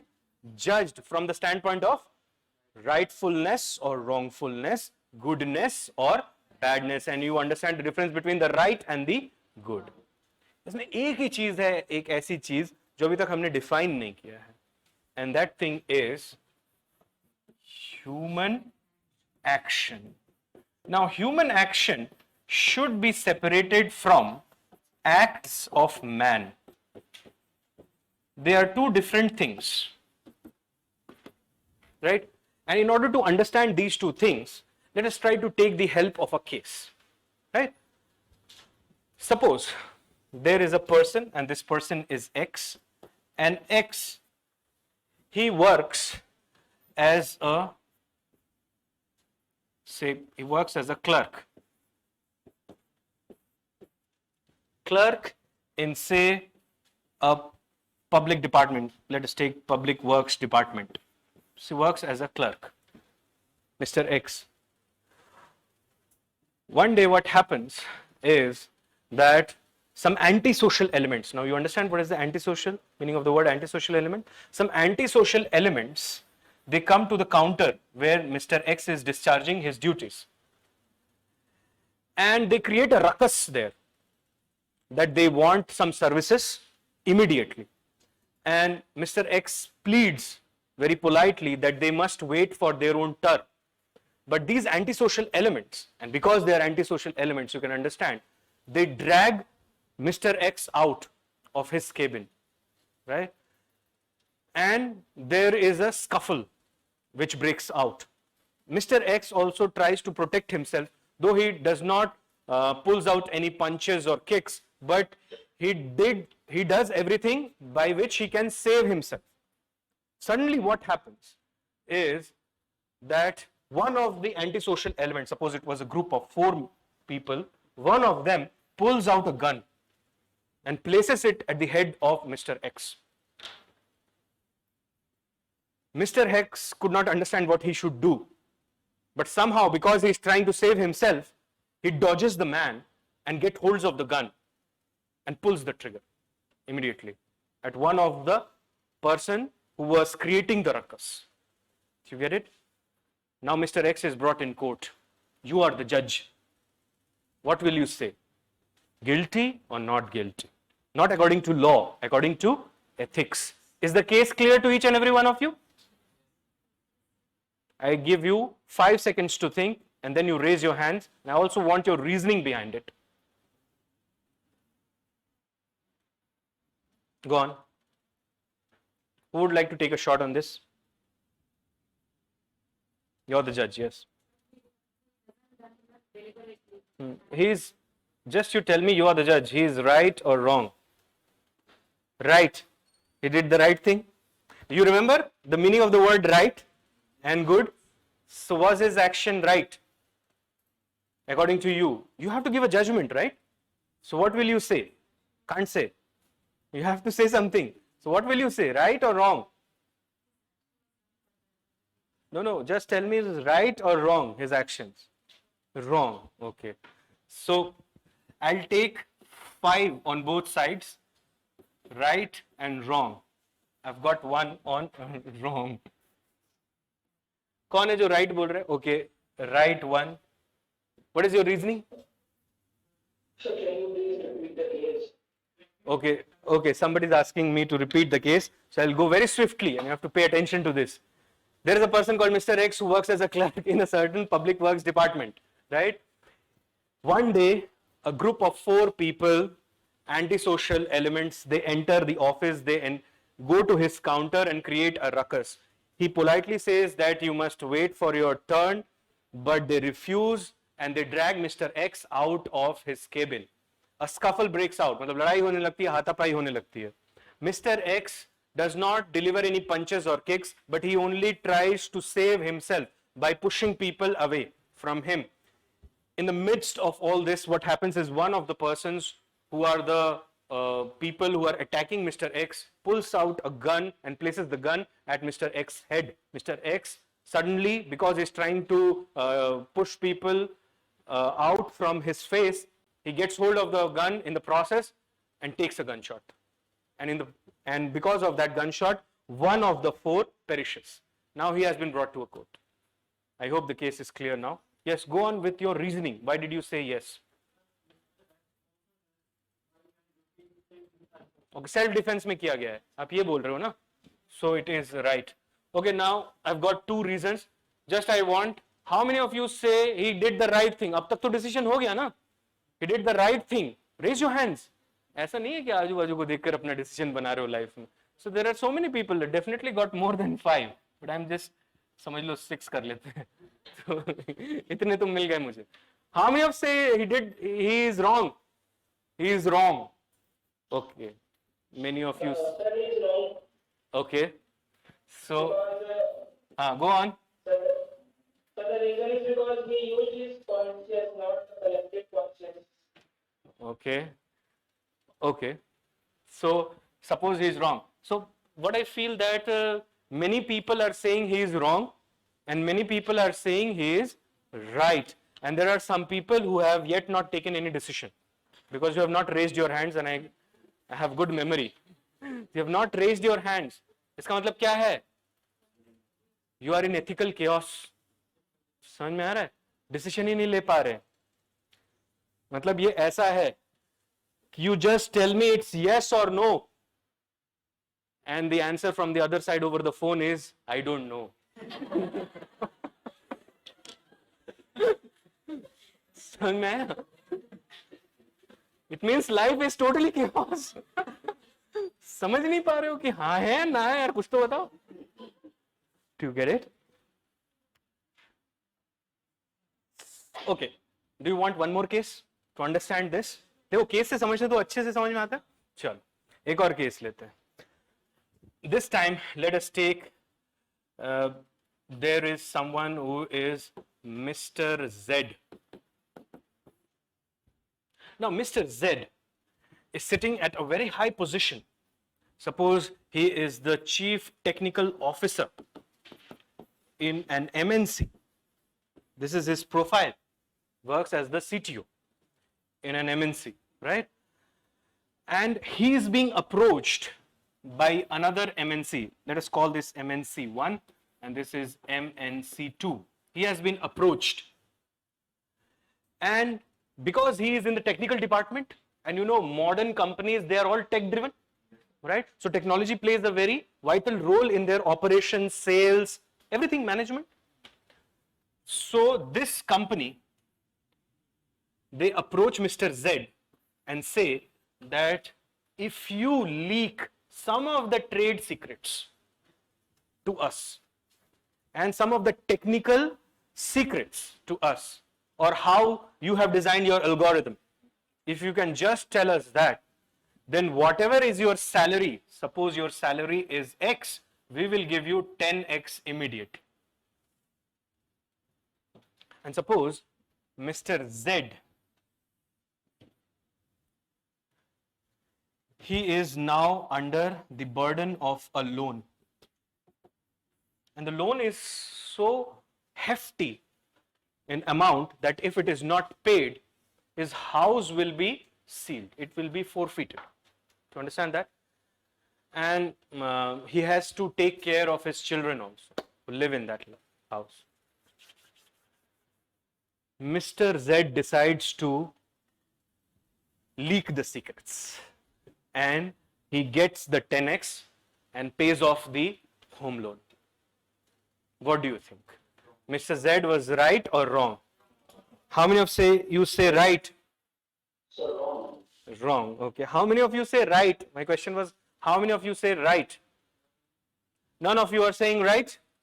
कि कैसे decide कर रहे हो? कैसे decide कर रहे हो? देखो पहले आपके लॉजिक क्या था? लॉजिक ये था that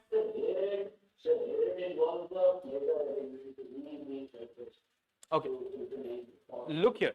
In the first case, what was your logic? Your logic was that he is doing to save himself, and here he is doing it to save his family.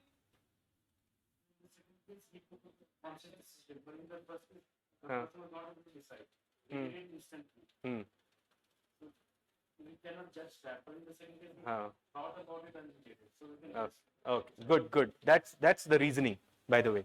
Look here. That is the difference between human actions and act of man. What are human actions? Human actions are those actions which are performed by human beings with the investment of intellect and will. It means आपने सोचा कि हाँ मुझे करना है, आपको consequences भी पता है क्या हो सकता है, and then you did it because you wanted to do it. So you had the knowledge, you also had the volition behind it. It means you wanted to do it and you did it. And there was no force around. It was a deliberate, conscious decision. You have thought over it. Do you get it? I'm not coming to these two cases. I'm talking in larger sense. Acts of man are those things which are also done by human beings, but they are not deliberate in nature. They are not consciously well thought out actions. They are not done with the investment of intellect and will. They are nevertheless done by human beings. They are driven by impulse. They are driven by emotive outbursts. They are driven by panic. Do you understand that? And sometimes they are done because of ignorance. Do you get it? Like walking or sitting. These would be what? These would be otherwise acts of man. But if they are done with some purpose in mind, then it would be a human action. Do you understand that? Like suppose you have seen this, and it is very sorry to admit this, that it still exists in Indian society. You would see that many times in crowded areas there are some antisocial elements, and they would walk in such a way so that they can outrage the modesty of someone. Do you understand that? So this would be a human action if it is well thought out. But अगर समझ लो कोई चल रहा है और गलती से लग गया, तो अगर वो आपसे सॉरी कह रहा है, तो इसका मतलब वो सोचा समझा तो नहीं है. You understand that? So you see, ethics only judges human actions and not acts of man. Acts of man हम judge नहीं कर सकते. If there is a law, X will be punished under such law, but he would be free in the court of conscience. वहां पे कोई punishment नहीं मिलेगी, because it was impulsive. डर गए थे वो, है ना? और अपने आप को बचाने के लिए हो सकता है उन्होंने गन सिर्फ रखने की कोशिश की और ट्रिगर थोड़ा लूज रहा होगा, चल गया. Do you get it? और ये थॉट कि इसमें गोली तो होगी नहीं, ऐसे वाला होगा गन, बट वो ऐसे वाला निकला. Do you get it? So only those actions are judged in an ethical court which are deliberate in nature. So human action, when we say ethics is a set of moral standards and principles in the light of which actions are judged, what kind of action we are talking about? Human action. Acts of man are those things which are done by human beings, but not with investment of thought and willpower. Do you understand that? And they are not done under any kind of, you see, well thought out strategy. They are just impulsive in nature.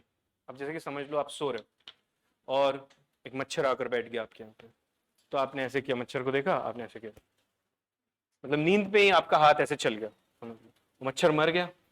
It's an act of murder. Do you understand that? So now, if somebody says, suppose there is machhars are in majority, suppose, and they hold a court, और उन्होंने आपको बोला कि you have killed the machhar, then you would say that it was act of man. Do you understand that? But समझ लो एक मच्छर बेचारा ऐसे बाहर निकलने की कोशिश कर रहा है खिड़की से, और आप पढ़ रहे हो एथिक्स, अचानक आपकी नजर गई उस पे, तो आप धीरे से अपने बेड से उतरते हो, एक बुक उठाते हो एथिक्स की ही, दे मारते हो उस पे, और फिर खोल के देखते हो कहां गया, फिर रख देते हो. ये था आज का मेरा human action. Do you understand that? Then you will be guilty. Do you get it? So that's the difference between human actions and acts of man. In ethics, we are bothered about what? Human actions and not acts of man. Got it? तो अब ये definition पूरा clear हो गया? ये चीज बन गई आपके अंदर बिल्कुल? Very good. Write down. कोई होशियार बैच है. Give the heading human actions and acts of man. Human actions and acts of man.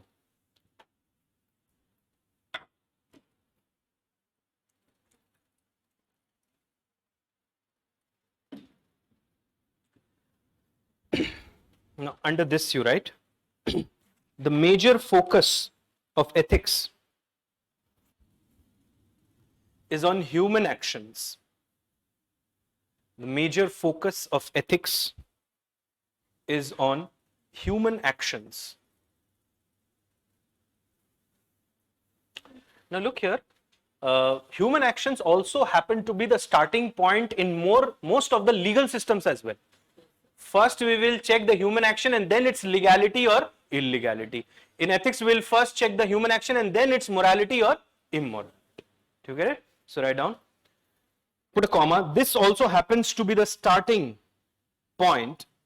This also happens to be the starting point for most legal systems. For most legal systems. Put a comma, semicolon डाल लो और फिर लिखो lawyers, judges and jury. Lawyers, judges and jury. Lawyers, judges and jury are primarily interested in human actions. Are primarily interested in human actions. And following that,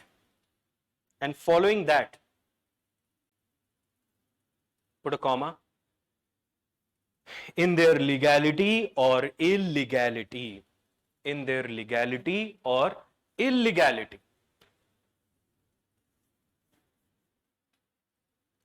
Put a semicolon. Similarly,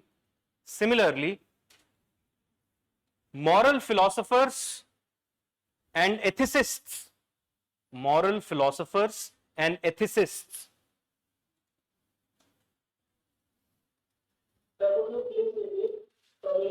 Similarly, moral philosophers and ethicists.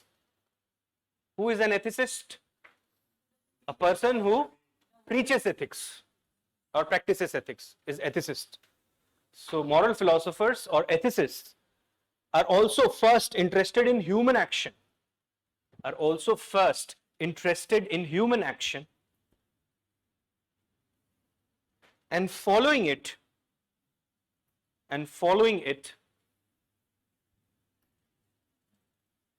in its morality or immorality. In its morality or immorality.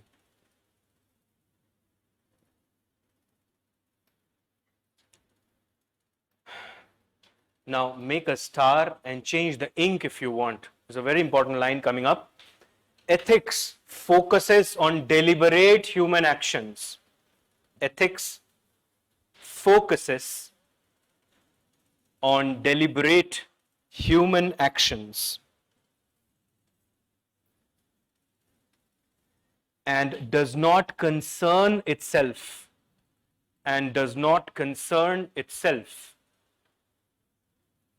with acts of man, and does not concern itself with acts of man.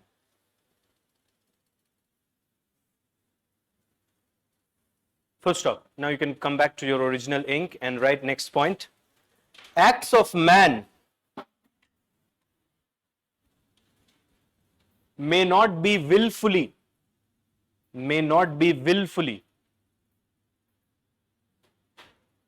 deliberately, willfully,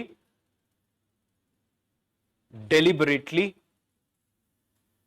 and consciously done,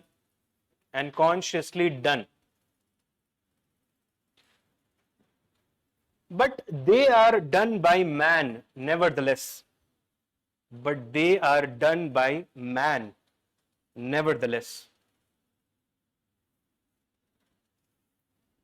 अच्छा देखो, मैं एक चीज बता दूं, एक बार एक ने मुझसे ये भी पूछा, okay, I am repeating it one more time, but they are done by man nevertheless.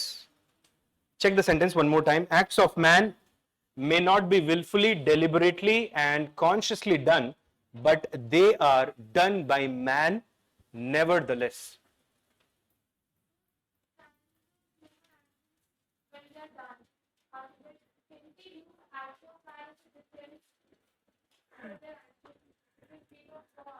Yes, they can, and many do that.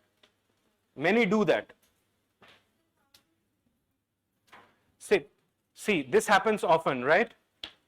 कि ऐसा हुआ है कि मम्मी ऐसा बोलती है अचानक कि चलो आज पापा के पास तुम्हारी पेशी है। ये सुना है कभी? हाँ, और उस समय याद आता है पता नहीं कौन सा जुर्म है आज का कि मैंने तो बहुत सारे कर रखे। तो तुरंत आप डिफेंस बनाने लगते हो, एक के बाद एक। और कई बार बच्चे ऐसा बोलते हैं आके, आपने देखा है, जैसे लोग बोलते सिर्फ आपको 40 मिले हैं 100 में, तो कहते हैं अरे वो राहुल तो 30 मिला है, उसको फेल हो गया। ये नहीं बताते कि जो है समझ लो किसी को मोहित को मिला है 90, ये नहीं बताते कभी घर आके, कभी नहीं बताते। Do you get it? So is this deliberate और undeliberate? What do you feel? तो it becomes a human action, but फिर समझ लो उसी दिन शाम को होता है ऐसा, मोहित की मम्मी आ जाती है ठीक है, और ये पूछती है कि क्या कितना मिला हमारे राजू को तो बोलते कि अरे इसको तो 40 मिला है, राहुल तो 30 मिला है, वो तो फेल हो गया, लेकिन मोहित को तो 90 मिला है। तब यही बोलना पड़ता है, अच्छा मुझे तो पता ही नहीं था। You saying that you are ignorant about it, but actually it's a well thought out strategy. Do you understand that?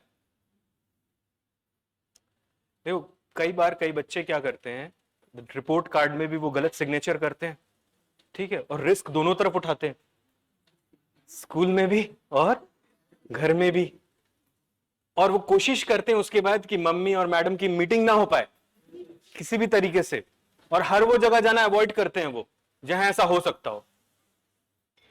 Do you get it? तब वो ये भी बोलते हैं कि हाँ गर्मी की छुट्टियों में जाऊंगा नानी के यहाँ, नहीं खेलना मुझे यहाँ, because that's the time when summer camp is organized and a lot of parent teacher meeting and all of it. So it's well thought out. In fact, all of us do this.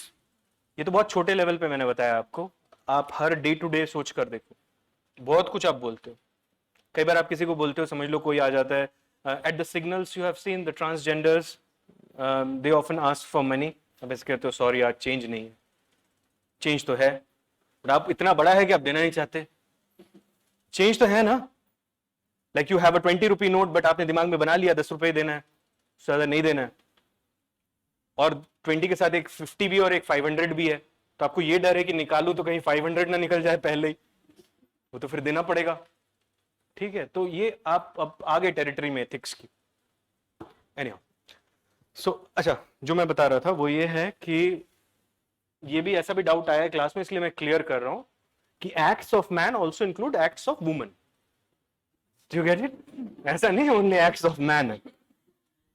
So write down next point, acts of man are instinctive. Women have not got exception from ethics, have they? No, nobody has got. Acts of man are instinctive. They are driven by impulse or habit.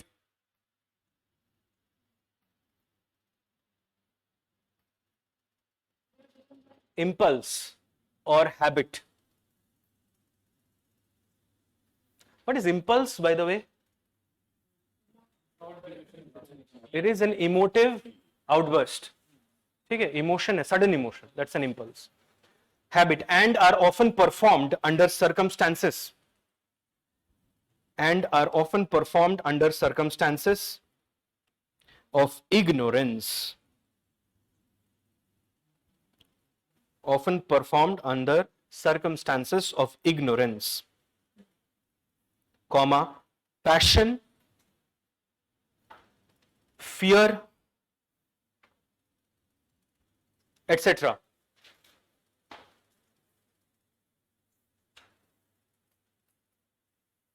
See, physiological actions are mostly acts of man.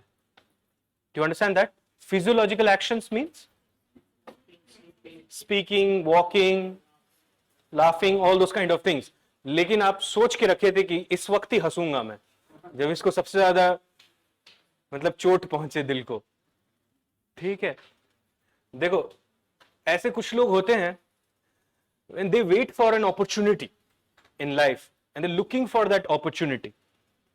Like say for example, there is a person who has appeared for the civil services preliminary examination, worked very hard but could not clear the preliminary examination, so is broken. तो आज ही result आया है और अच्छा नहीं लग रहा है, प्रीलिम्स का रिजल्ट नहीं हुआ, तो एक ग्रुप फ्रेंड्स होता है इसका, वो ऐसा वाला ग्रुप है समझ लो, who are not aspirants, मतलब आपके कॉलेज वाले, स्कूल वाले, जो भी कंपनी में कहीं काम कर रहे होंगे या सोच रहे होंगे या कोई दूसरे एग्जाम का प्रिपेयर कर रहे होंगे. तो आप सबसे बोलते हो कि यार मुझे अच्छा नहीं लग रहा है, तो वो बोलते कोई बात नहीं, हाँ आपके यहाँ आते हैं, तो सब आ जाते हैं आपके यहाँ और फिर आपसे बातचीत करनी शुरू कर देते हैं. तो कुछ लोग होते हैं जो ये बोलते हैं आपसे कि you should prepare one more time, this was your first attempt, not to worry, all of that good things. But एक अचानक से आता है और बोलता है नहीं माना तेरा, मैंने तो पहले ही बोला था. Is waiting for that opportunity. Do you understand that? Why are you wasting your time? कुछ लोग आते हैं वो ऐसा बोलते हैं, कितना कमाएगा अगर तू IAS बन भी गया तो? Do you get it? Means they are asking you some hard questions in life. They are sending you to a thinking trail. समझ में आया? और कई बार गिल्ट ट्रिप पे भेजते हैं हम किसी को, और इतना लंबा गिल्ट ट्रिप बनाते हैं हम जितना कि वापस ना आ पाए. Do you get it? Sometimes people would do this, that they would send deliberately, they would send others on guilt trip, and they will ensure that the trip is very long. Do you get it? Like said that today I want to go for a movie. Suppose your friend is saying, today I want to go for a movie. You say, okay, go for a movie. Then you said that I'm going with my other friends to eat something. You say, go. And all of that. Pura din ho gaya. Then wait for the 12 AM time. और जैसे 12:01 हो जाए, फिर एक message करो कि today was my birthday. So you're waiting for it. Do you understand that? अब जिसने समझ लो, जिसको लग रहा होगा कि आज तो स्पेस वाला दिन है, तो वो कैसे गिल्ट ट्रिप पे जाएगा? And now that person will find it very hard to come back from that guilt trip. And some people who are unethical would try to exploit such kind of situation. They would try to take certain advantages, or they would try to conform to certain standards which otherwise people would not agree. Like say for example, उसके बाद ये झगड़ा हो गया या कुछ बातचीत होने लग गई कि कैसे आप मेरा बर्थडे भूल सकते हो, am I not the most important person in your life, and all of that. And finally, but you celebrated the entire day with your friends. So suppose this man who is, or this woman who is unethical would then put a condition like this.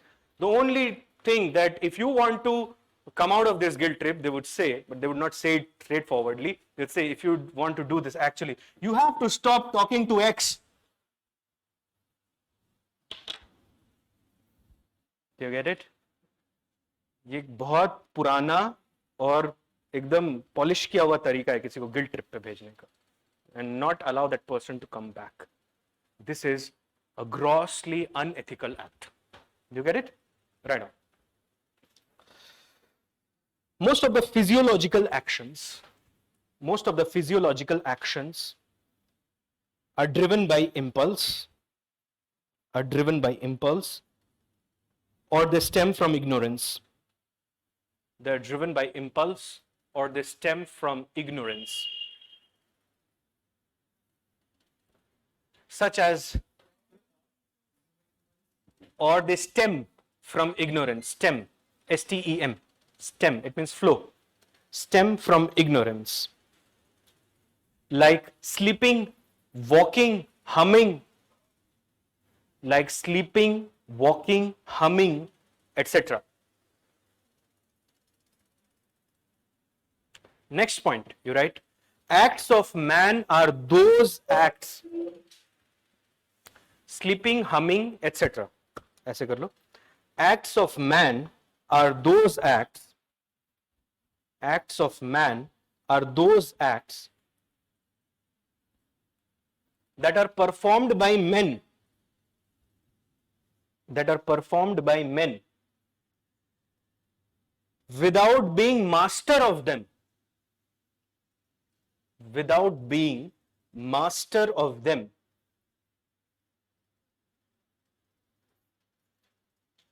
Through their intellect or will. Through their intellect or will.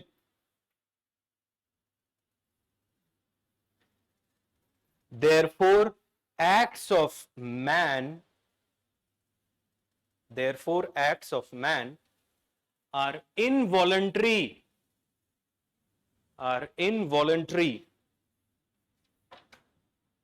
undeliberate actions.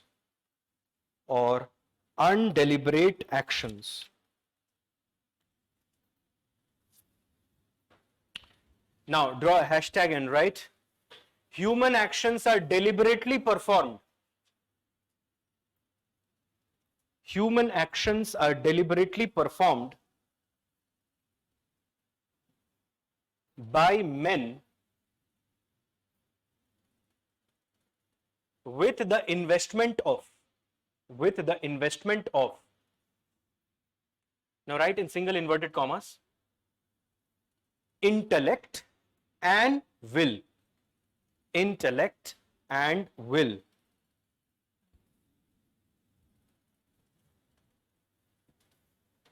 Right?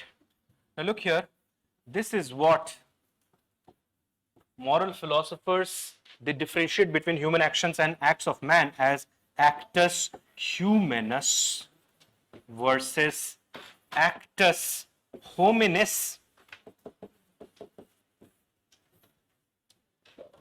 Actus hominis is acts of man.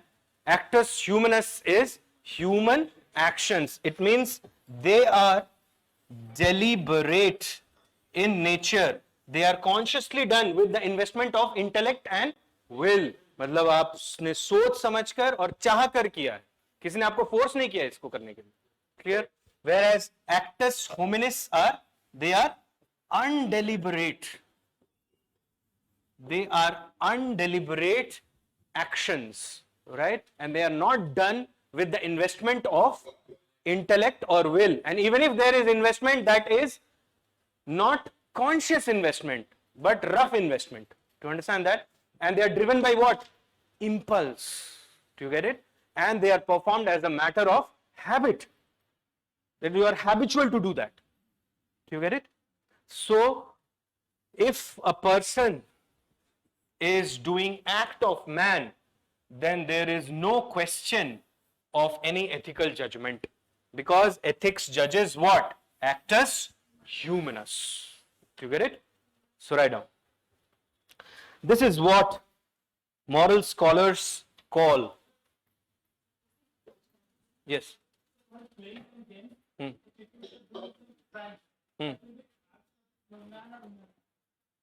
While playing games, people are doing some crimes.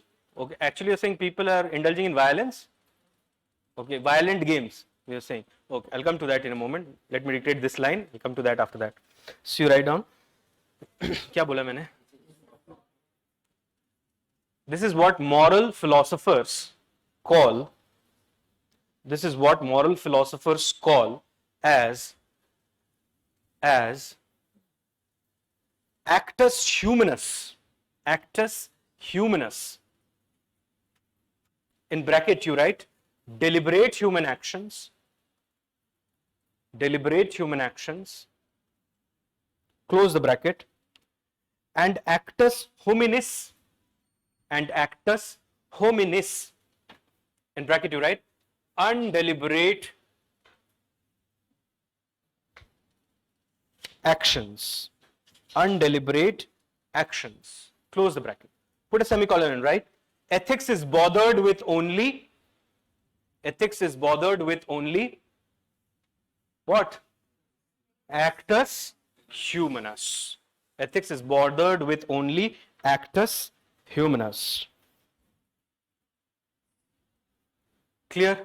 यहाँ तक बात clear हो गई? Now I am telling you the definition one more time and you tell me whether you understand that definition now inside out. और पूरा first unit इस definition में ही है. यहीं पे हम बार-बार आएंगे इस definition पे.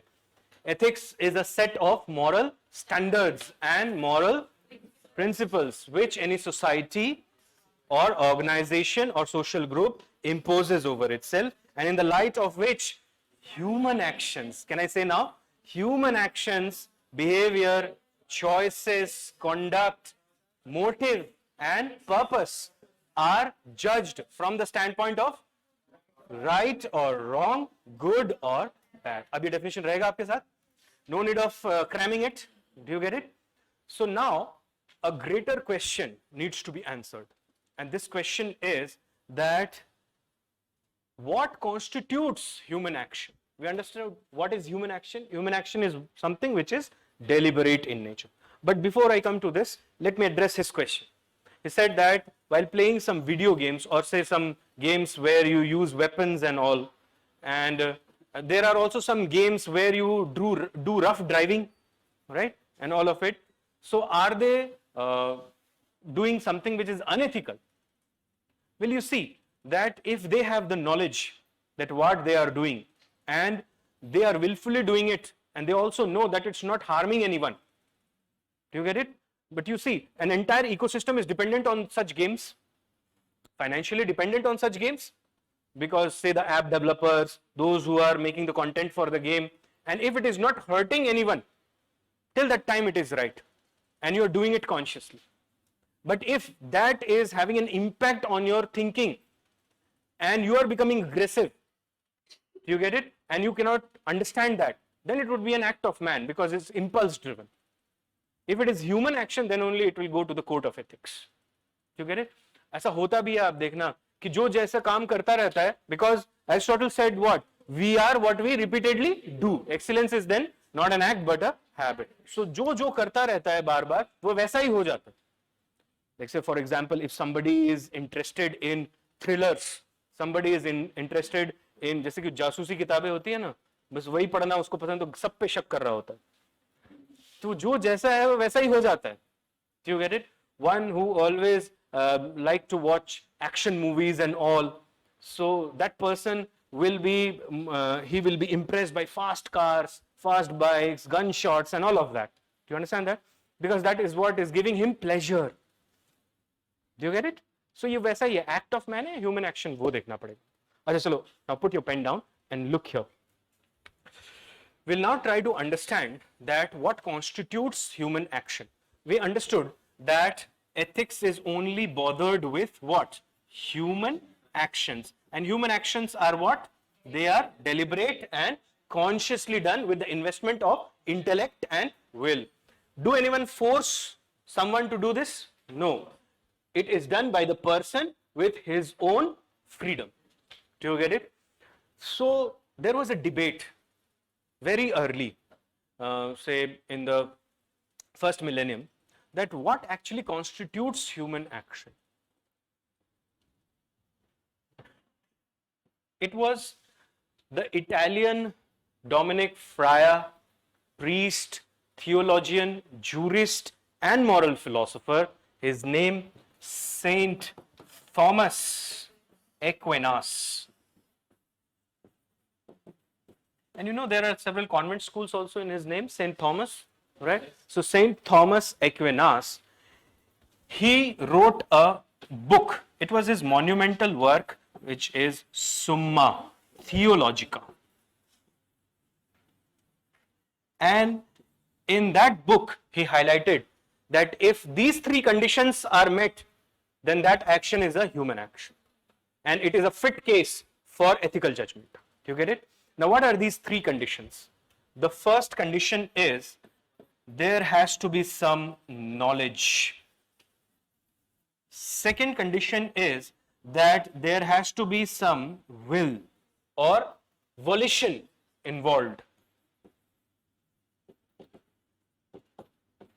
And third is the action should be committed with freedom, or it should be freely done without any kind of coercion. Now look here. What do we understand by knowledge? What is knowledge? How do you define knowledge? Is learning books knowledge only? What is knowledge? What is knowledge? Okay, having information of something. Can I say knowledge is when you are familiar, aware of something, or you understand something or someone, then you have knowledge. How do you acquire knowledge? You can acquire knowledge by learning. You can acquire knowledge by observation. You can also acquire knowledge by experience. Can you also acquire knowledge by perception? How Buddha acquired knowledge? Enlightenment, right? So knowledge is when you have familiarity, awareness, or understanding of something or someone. Knowledge can be theoretical, it can be practical, right? And knowledge can be attained through learning, through observation, through experience, or through perception. Perception is when you use your senses to go into deeper thinking and try to understand the true meaning of something. That is also knowledge, right? Now look here, that if the person who is doing the action has the knowledge of the action, that's the first thing. It means suppose you give a child a gun and the child has no knowledge about what the gun does. So that's why he takes some wild gunshots. Do you think that the child is guilty? No, the child is not guilty. But see, the grown-ups who are taking wild gunshots in, say, a marriage ceremony, that they have the knowledge, because that gunshot can go wrong. It can also get reflected from somewhere. You get it? And it can hurt someone. You understand that? So that's why the child's action is not human action as far as knowledge is concerned, but the grown-up's action was human action. Even if you have a remote idea what your action could do, it will be construed that you have some knowledge about your action. Do you get it? So that's the first condition that you should fulfill. Second is volition, will. Now, volition in law or in ethics refers to when you are doing that action because you want to do it. It is flowing from your will. Nobody has coerced you to do it. You wanted to do it, and that's why you are doing it. Suppose somebody has knowledge of a gun. He understands that if I pull the trigger, then it will cause damage to someone. It can cause injury to someone. And he does it purposefully. It means he has the knowledge of it and he is doing it because he wants to do it. Think of that grown-up person who is taking wild gunshots in a marriage ceremony. He knows that the gunshot can go wrong and it can hurt someone. So he has the knowledge and he is doing it because he wants to do it. Actually, he was waiting for that day when he could do that. Do you get it? So his actions in that way would be having the second condition also in place. Think of this. Suppose somebody puts a gun on you, in your hand and pulls the trigger. Then your action is not, it's not voluntary. It's not done with volition, even if you have knowledge of what the gun can do. Do you understand that? So the second condition is not fulfilled there, but the second condition is fulfilled in the case of that grown-up person who was taking wild gunshots in a marriage ceremony. He had knowledge and he wanted to do it and he's doing it. Do you get it? And the third condition is freedom. You see, many of us have volition, will, and knowledge, but not all of us have freedom. Freedom is something which very few people will experience in their life. In fact, I'll say more than 99% of the people are never free. They are never free. Even if you feel you are free, you are not free. Like say for example, what do I mean by this? You think that you are doing it and you are doing it independently. Nobody is Freedom is independence. So you're doing it independently and without any kind of coercion. So it's also flowing from your will. But you see, sometimes we allow ourselves to become pawns and puppets in the hands of the other members of the society, and our thinking is externally programmed. Only when you can draw yourself out of your own social conditioning, then only you can understand whether you are free or not. Do you understand this? Like, say, for example, think of this, that there is a village, suppose a small village, and this village has made a rule. And the rule, you look here, this rule is grossly inhuman at face, but everybody is following it in the village. And the rule is that if somebody is raped by someone, then both of them will be put into a nuptial bond. That means they will be married to each other. Do you understand that? Now suppose there is a little girl X who is a victim, survivor, right? And now the panchayat of that village is giving this decision. Do you get it?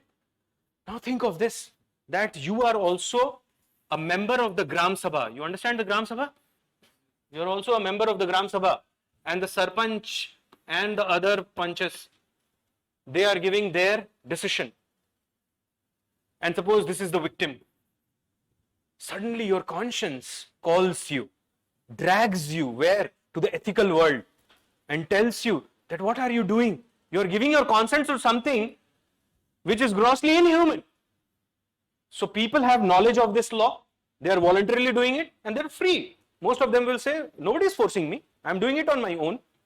But this person, suppose another person, suppose you who are a member of the Gram Sabha, truly understand the meaning of it, and you understand that this is actually a wrong law, and it does not qualify to be a moral standard. It is not a moral standard. St. Augustine said, an unjust law is no law at all. Do you get it? So that's why you look here, you suddenly stand in the Gram Sabha and you say that I protest.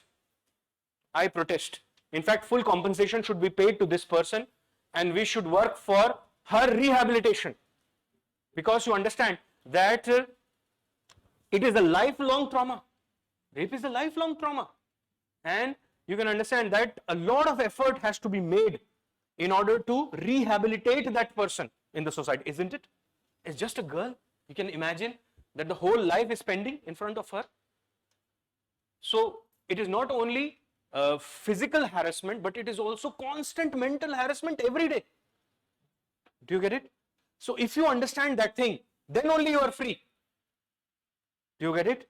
So freedom is something when, जैसे हम बोलते हैं out of the box सोचना, तो आप ये social conditioning के बाहर आओगे और देखोगे ये society जो बातें कर रही है सही है या गलत है. And some examples I'll give you.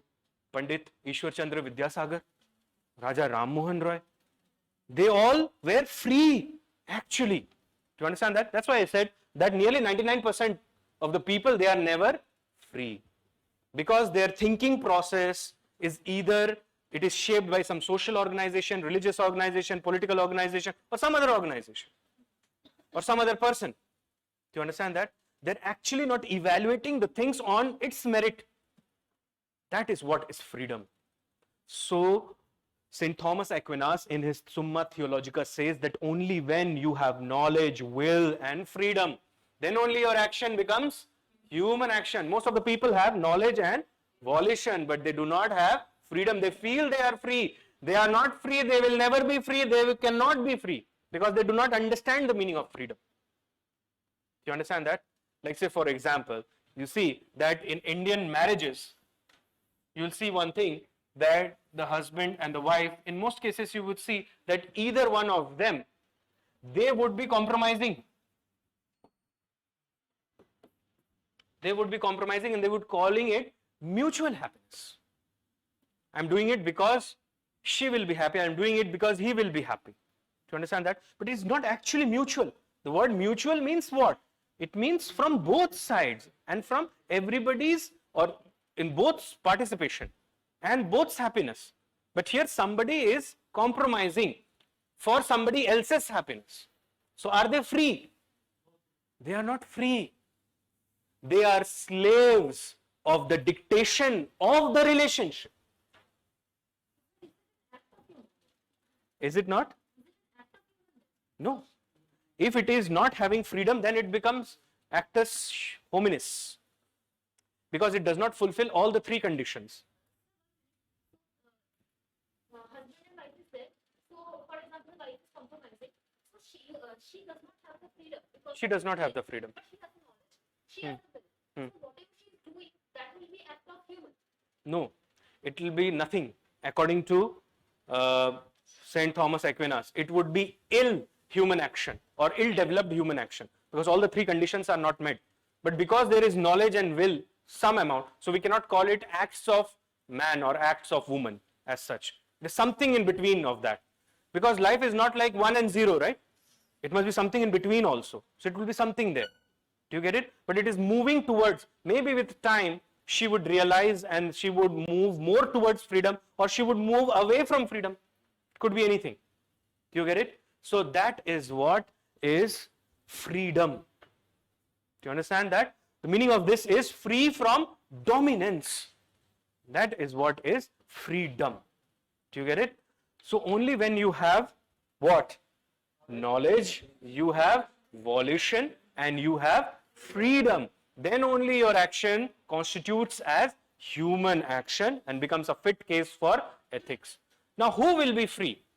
ये तो समझ में आ गया कि कैसे free हो गए आप? When you move out of your social conditioning, when things are not externally programmed into your head, but you are driving things on the basis of your own conscience, your own understanding, your own learning, your own knowledge and all of it. Nobody is coercing you. Who will be free? That's a bigger question. And for that, you have to look at the ethics of Vivekananda. Swamiji said that a person who will be awakened will be free.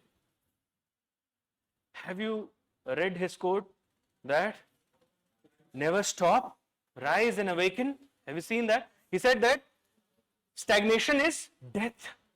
That's what he says. And when he says stagnation is death, what Swamiji actually means is that he's talking about how you are evaluating your thoughts. He said that if you are not spending 15 minutes with you every day, you are missing an interview with a very important person in your life. So he said that only when you would be awakened. And awakened doesn't mean that it has to be religious in nature. Now I'll tell you, Vivekananda is very complex to understand, yet he is a very potent moral weapon to have in your life. Now look at this. This is what he is saying, and conservative factions might get irritated with this statement. This is what Swamiji is saying, that if you want to really understand God, then leave the Gita, go outside and play football. This is what he is saying. Do you understand that? And you can understand that there could not be anyone who is a better flag bearer of Vedanta philosophy than Swamiji himself. But he is saying so because it has a deep meaning. You have to understand it. Do you get it? So all great human beings who have lived among us, they have given us deep messages. And we must decipher those messages only if we want to progress in life. देखो, ये IAS vice तो बन ही जाओगे, उसमें कुछ ज़्यादा है नहीं. But मुश्किल है कि लाइफ में क्या बनोगे, लाइफ कैसी जियोगे. अगर लाइफ ही अच्छी नहीं हुई तो फिर बहुत मुश्किल है. लाइफ बनाना मुश्किल है. Yes. Okay. So what I'm trying to say is, to build a life, in order to build a life, also GS paper 4 is very important. Do you get it? Because of all the challenges that you have or you will be facing in life from today onwards, the weakest challenge is the challenge posed by UPSC. It is the weakest challenge in your life. मतलब सबसे आसान अगर आपके लिए कुछ है तो वो है सिविल सर्विसेज एग्जामिनेशन क्लियर करना. इससे आसान एग्जामिनेशन है नहीं. मैं सच कह रहा हूं, अगर आपको स्ट्रेटेजी पता है ठीक ठाक. Do you get it? So, do you understand knowledge? Do you understand volition? And do you understand freedom? Do you understand human action? And do you understand this? That who will have freedom? Only when you are awakened. That's why it is said that sentient beings will have freedom, whereas volition could be with anyone. Like say for example, think of a lion. or any wild animal, he would have the knowledge of his prey, or he wants to catch that prey. That's why he is chasing that prey. But is he free? Is he free? No, he is a slave to his hunger and how nature has designed him.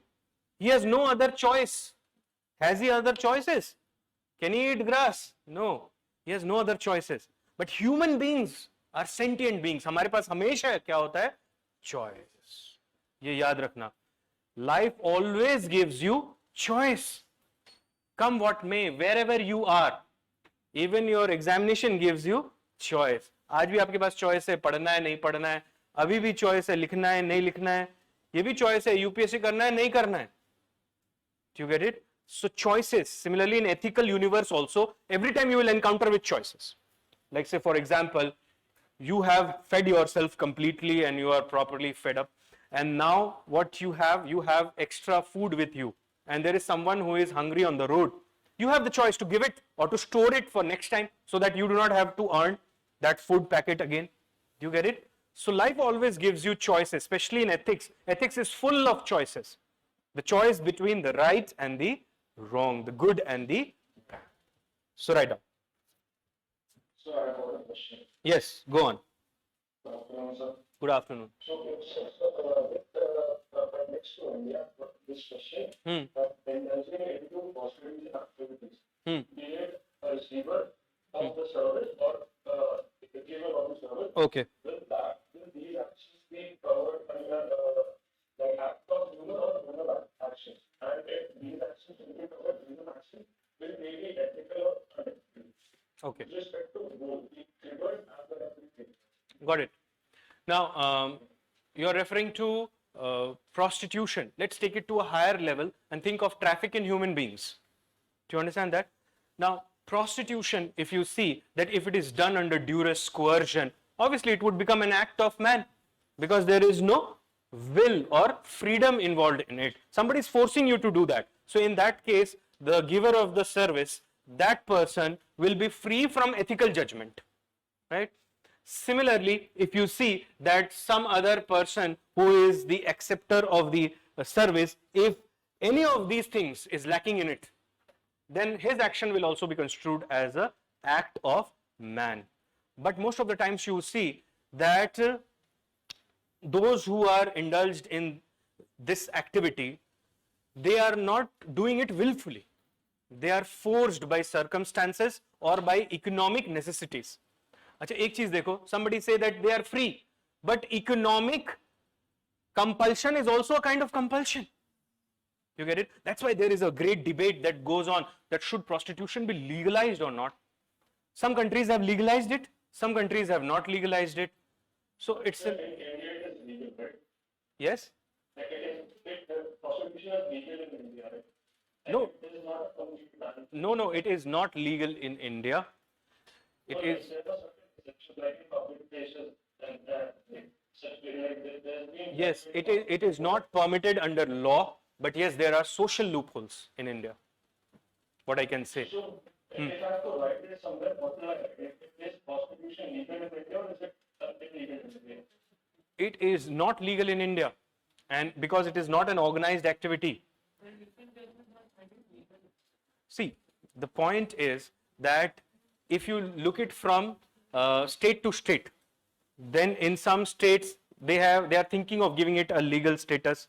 And also, if say for example betting, is it legal in India? Is it legal in India? But do we see such kind of betting going on at every gully or nukkad? It goes on, right? So So there is a clause that it should not be I cannot see you. Raise your hand. Okay. there is a clause that it should not be systematic. Yeah, obviously, that's what I'm saying. It should not be organized activity, right? See, you have the autonomy over your body, right? You have the autonomy over your mind, you have the autonomy over your soul. Whatever you want to do with your body, if it is flowing from your will and freedom, nobody can object it. But your right should not supersede the rights of others. Like say, for example, are you aware about this article? Article number 19 clause 1 subclause G. It says that every citizen will have the right to practice any profession, carry on any occupation, trade or business. So suppose if prostitutes say, or those who are dealing with narcotic drugs, they say now we have got this freedom. Is this an absolute freedom? No, it is subject to what? Public order, morality and all of that. And public morality also includes sexual morality, isn't it? So it depends that what we are seeing and from what angle are we seeing it. You get it? We must wait for the Supreme Court's directive on this. Clear? Anyhow, write down. We are running out of time. Give a question. What constitutes human action? What constitutes human action?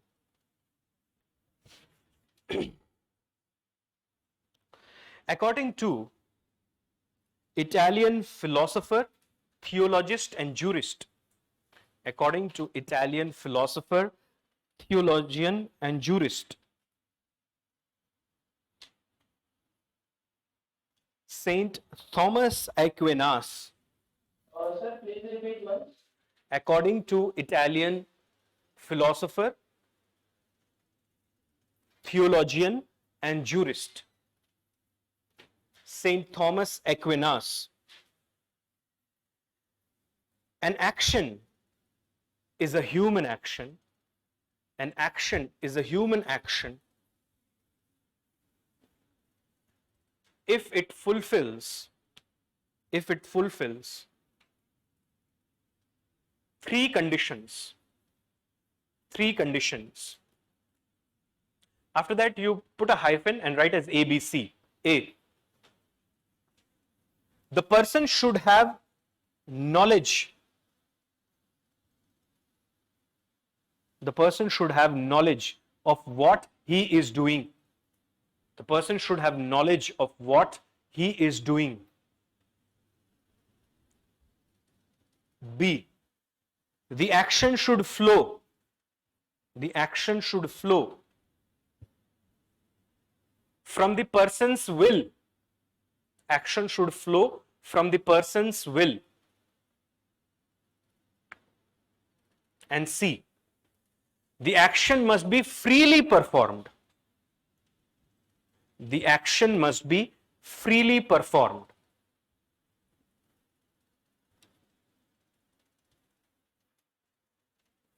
Clear? Then write the next paragraph. Aquinas discussed, Saint Aquinas, ऐसे कर लो, Saint Aquinas discussed these three elements. Aquinas discussed these three elements at length in his work Summa Theologica. In his work Summa Theologica.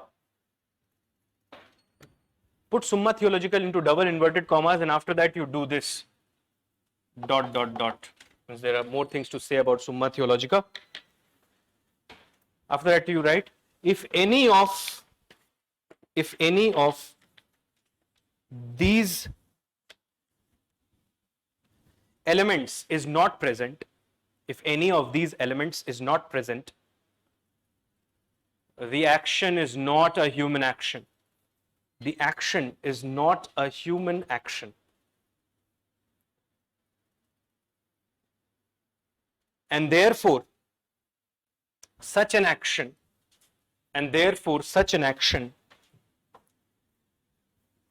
is not a fitting subject. Therefore, such an action is not a fitting subject for ethics.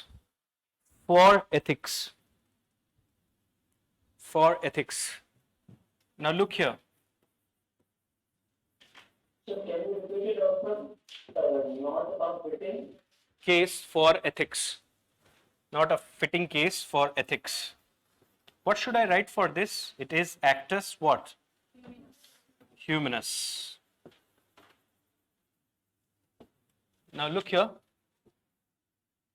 Three things should be present. And what are these three things? First would be knowledge, then volition, and then the third thing is freedom. Just make this flowchart.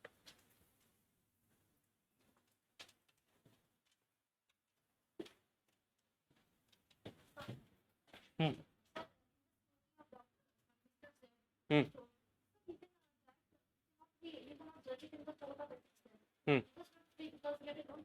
Hmm. No, he had a choice. He had a choice, and we assume that he is making a conscious decision.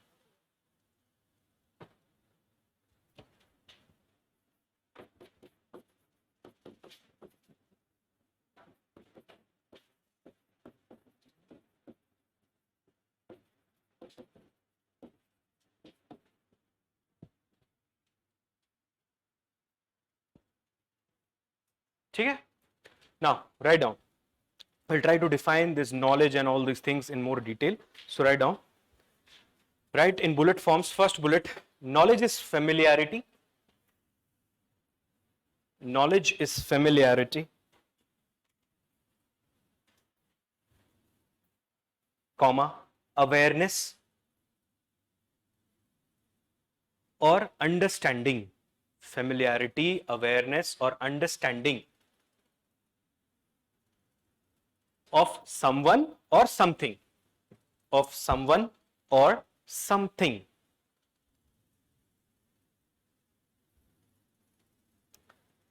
Put a hyphen, such as facts, information, such as facts, information, description,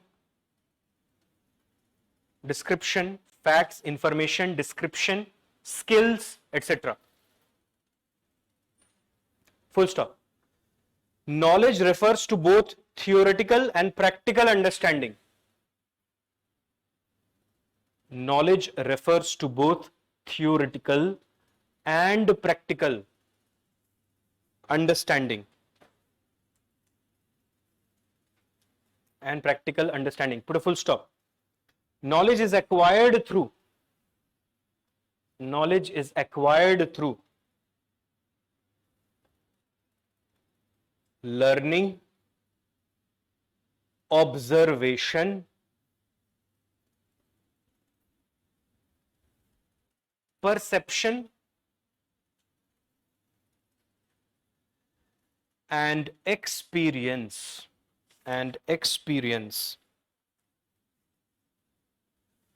So that's all about knowledge. Put the next bullet and write about volition. Voluntariness.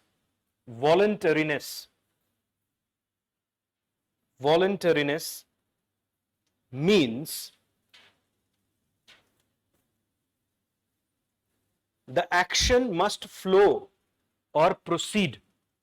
Voluntariness means the action must flow or proceed from the will. Proceed from the will. What is will, by the way? It is something which enables us to strive after something, right?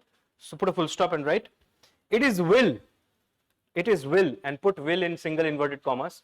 It is will that enable us to incline,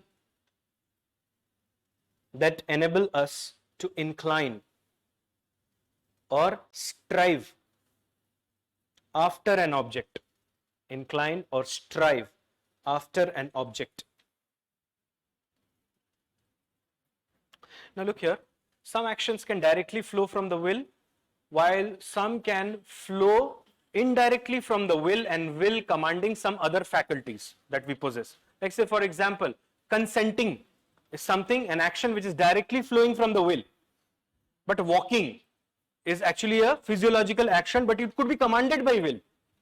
You understand that? So you write down, put a semicolon and write, some actions proceed directly from the will. Some actions proceed directly from the will, such as consenting.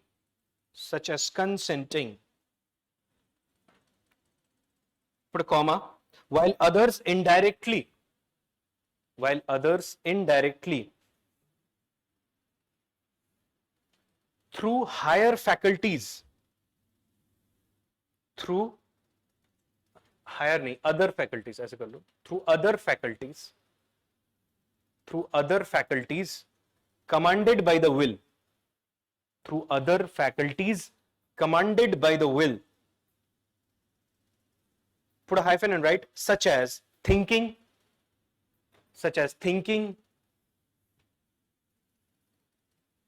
walking, speaking, listening, etc.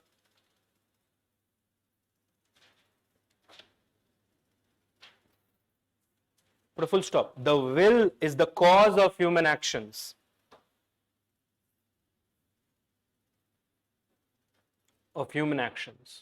Right? Now, create a hashtag and change the ink if you want and write this line. In law or ethics,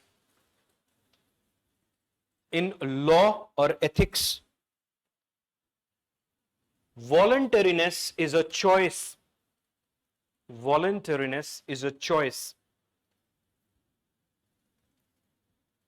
Being made of a person's will. Voluntariness is a choice being made of a person's will. Put a comma. As opposed to being as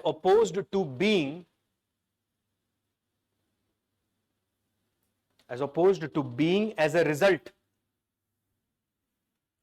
of coercion, coercion, coercion or duress.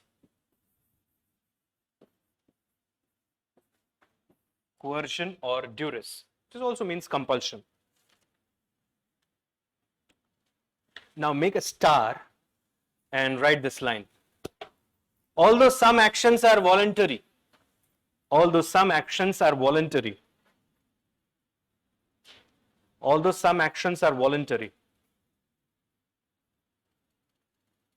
put a comma, not every voluntary action is free.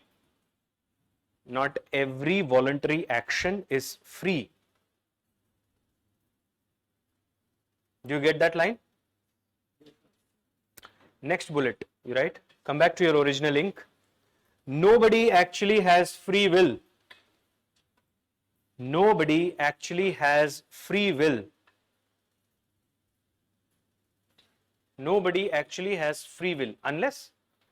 Unless what? Unless, remember Swami Vivekananda? Unless they are awakened.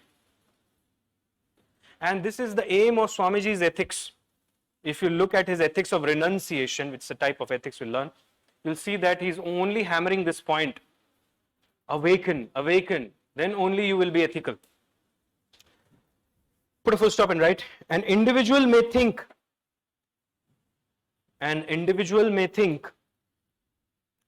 that he has freedom,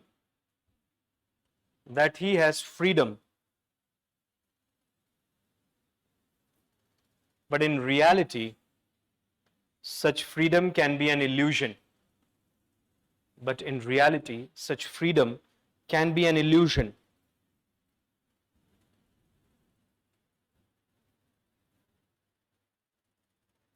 Put a full stop. Most people are in fact submitted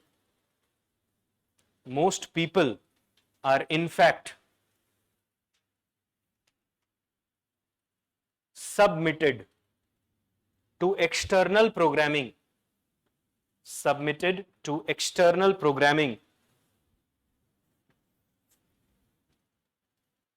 Are you understanding what you're writing? Yes? Next. Submitted to external programming. Next you write, everything they think,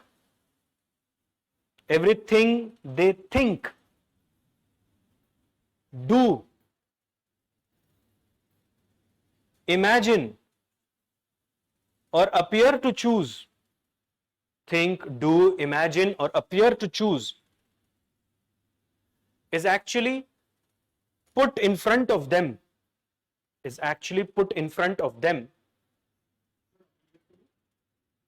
choose is actually put in front of them by somebody else. By somebody else. Means others have told them what is right, what is wrong, what is good, what is bad. They have not reached that position. Do you understand that? Siddharth's father wanted that he should be a king and he should never see anything bad about life. That's why he was almost kept in the cage of palace. Everything good was done to him. He would wear all kinds of fancy clothes. He would be surrounded by gold, best kind of food, best kind of companions. Yet, you can understand that inner urge. What lies outside this world? He decided one day to venture out. Remember that? Which is known as the great renunciation. Right?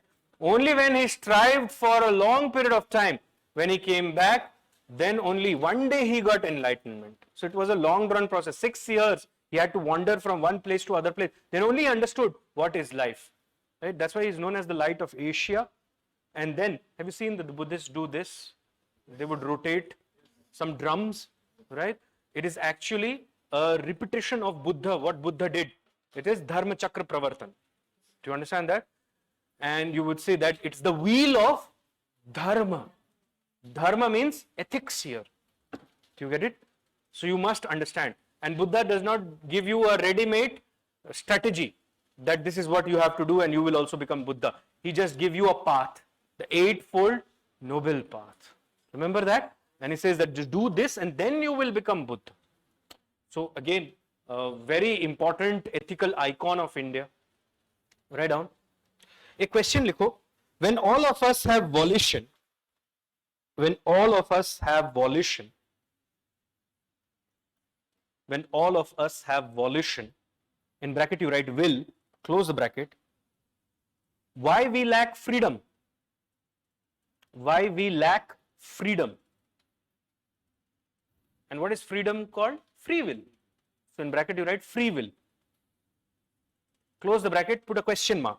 I'm repeating the question. When all of us have volition, that is will, why we lack free will or freedom?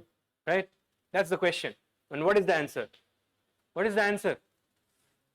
Even animals have volition, right? We use will to lift a muscle or to do a task. But you see, we will have only free will when we will be out of the box. It means we will come out of our cage of social conditioning. Do you get it? See, socialization, do you remember? Socialization is a way by which you get awareness about the society. But at the same time, you must also keep this in mind that with this awareness, you are also injected with the notions of right and wrong. Society tells you what is right, what is wrong, what is good, what is bad. Do you understand that? And that is the time when intelligent people, they would stop and they would introspect. They would go back deeper into layers of their mind and they would try to understand what is right, what is wrong, what is good, what is bad. Right? Martin Luther King Jr. did that. Nelson Mandela did that. All the good people that you can count, they all did that. Right? So this abolitionists, this entire movement which started, do you know who are abolitionists? Abolitionists were those in United States of America who wanted to abolish slavery. And Abraham Lincoln was an abolitionist. Do you understand that? And he was using his executive prerogative to abolish this slavery. And you know, in USA they have strict separation of powers. So, though Abraham Lincoln is such an icon, जब आप पढ़ते हो उनके बारे में तो आप देखते हो कि कुछ चीजें तो उन्होंने की है, ऐसे कुछ ऑफर्स दिए थे उन्होंने, कुछ democrats, because he belong to which party, the republican, right? तो कुछ डेमोक्रेट्स को उन्होंने ऑफर दिए थे. वहां पे स्पॉइल सिस्टम चलता है कि आपको दिया जाएगा, कुछ नौकरी दिया जाएगा, जब नई कैबिनेट आएगी तो आपको कुछ जॉब्स दिए जाएंगे, कुछ किसी को ये बोला गवर्नर बना दिया जाएगा. बट किस पे वोट करो? The 13th amendment to United States Constitution, which abolishes slavery from every part of United States of America, right? So it was a great achievement. So he was an abolitionist. So he was free. He was really free. Only then he could deliver freedom to others, right? If you are not free, how would you give freedom? आज आधे से ज़्यादा IAS officers के साथ यही दिक्कत है. Remember those problems, those complaints which Labasna was sending to UPSC? They were not free. They're all puppets. कि जो सिखा दिया गया वही. Why? Because ये जो एजुकेशन सिस्टम है वो ऐसे आपको तैयार करता है कि ये कर लो, नोट्स बना लो, लिख लो, ये सब कुछ कर लो. बट देखो अब because there is a popular demand, that's why I do it. But अगर मेरा बस चले तो here I am also not free to that extent. मेरा बस चले तो मैं कोई नोट्स ही ना दूं, बिल्कुल ना दूं. तो मत सोचना कि नहीं देने वाला, बहुत सारे नोट्स मिलेंगे. बट नहीं देना चाहिए नोट्स, क्योंकि नोट्स देकर मैं आपके एबिलिटी को कहीं ना कहीं थोड़ा कम करता हूँ. You get it? If you can understand. कोई सोच रहा होगा अगर कि नहीं नहीं ऐसा नहीं है, नोट्स मिलने चाहिए, उससे एबिलिटी बढ़ती है, then my friend think deep. Do you get it? तो आज के बाद नोट्स देना बंद कर दे. Because you are not free. Do you get it? That's my message. But एक बार रिवाइज करके फिर तो बंद कर सकते हो ना, किताब देखना, फिर अपने से कुछ सोच सकते हो ना आगे. रिवाइज करना बस concepts. Okay, write down. Yes, everyone has volition. Write down as answer. Yes, everyone has volition. We use it to lift a muscle. We use it to lift a muscle. Or to focus our mind. Or to focus our mind on a problem.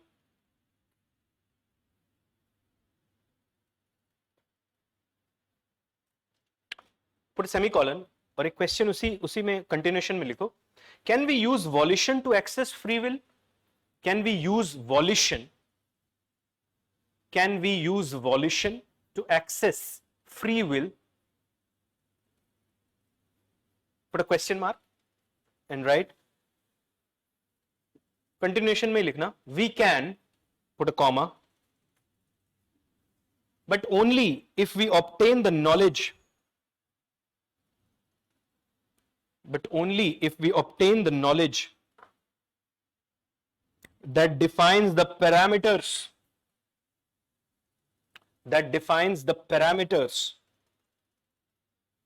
or limitations of the cage, that defines the parameters or limitations of the cage of our social conditioning,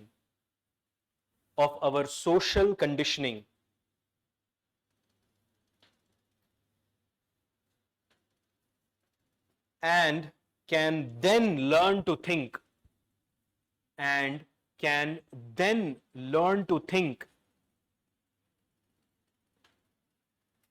operate, learn to think and operate outside of that box.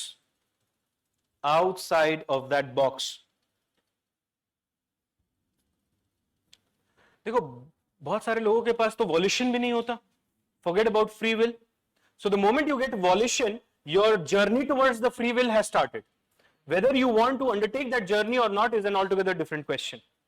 So volition is the embryonic stage of free will.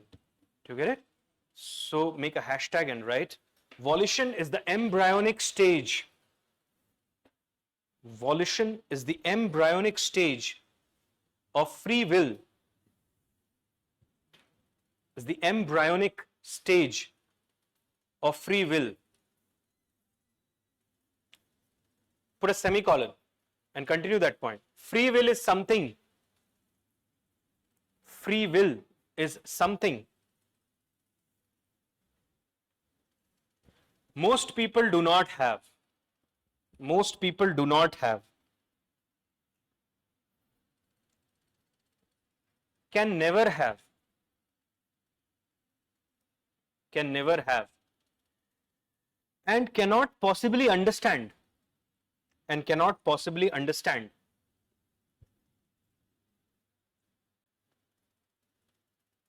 And cannot possibly understand, because they have allowed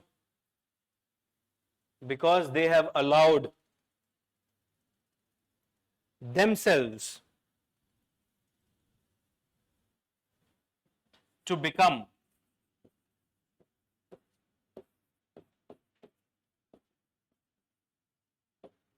pawns and puppets, pawns and puppets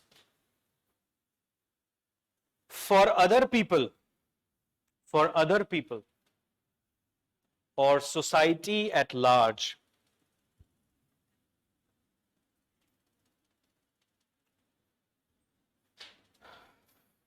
For other people or society at large. Now look here, free will is the blossoming of volition into sentience. Sentient beings, those who have choices, right? And those who have volition and freedom to the real extent.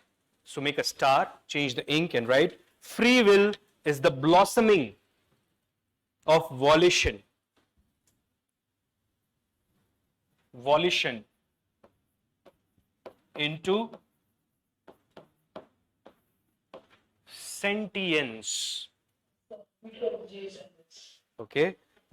Free will is the blossoming of volition. Free will is the blossoming of volition into sentience. What is sentience? Sentience simply means the ability to make choices which are not programmed into you from outside, right? So put a hyphen and write against it. The ability to make choices.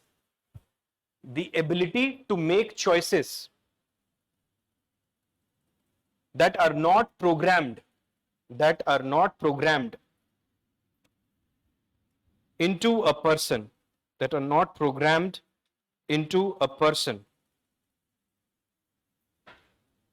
Now everybody has volition, even animals have volition, but only sentient beings will have freedom. Do you get it? So put a semicolon and write, everyone has volition. Everyone has volition. Put a comma, even animals have volition. Even animals have volition. But only sentient beings.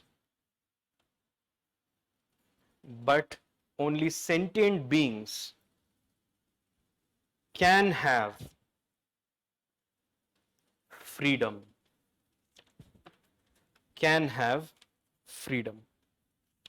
Do you understand that? So do you understand that an action will be a human action only when it satisfies three conditions? And what are they? Knowledge, volition and freedom. And who has given this model to us? St. Thomas Aquinas is an Italian philosopher, theologian and jurist. ऐसे भी नाम थोड़ा थोड़ा बोलते जाना, हाँ? St. Thomas Aquinas जब भी बोलो तो साथ में बोलो वो कौन है. In that way your answer writing will improve. Do you get it?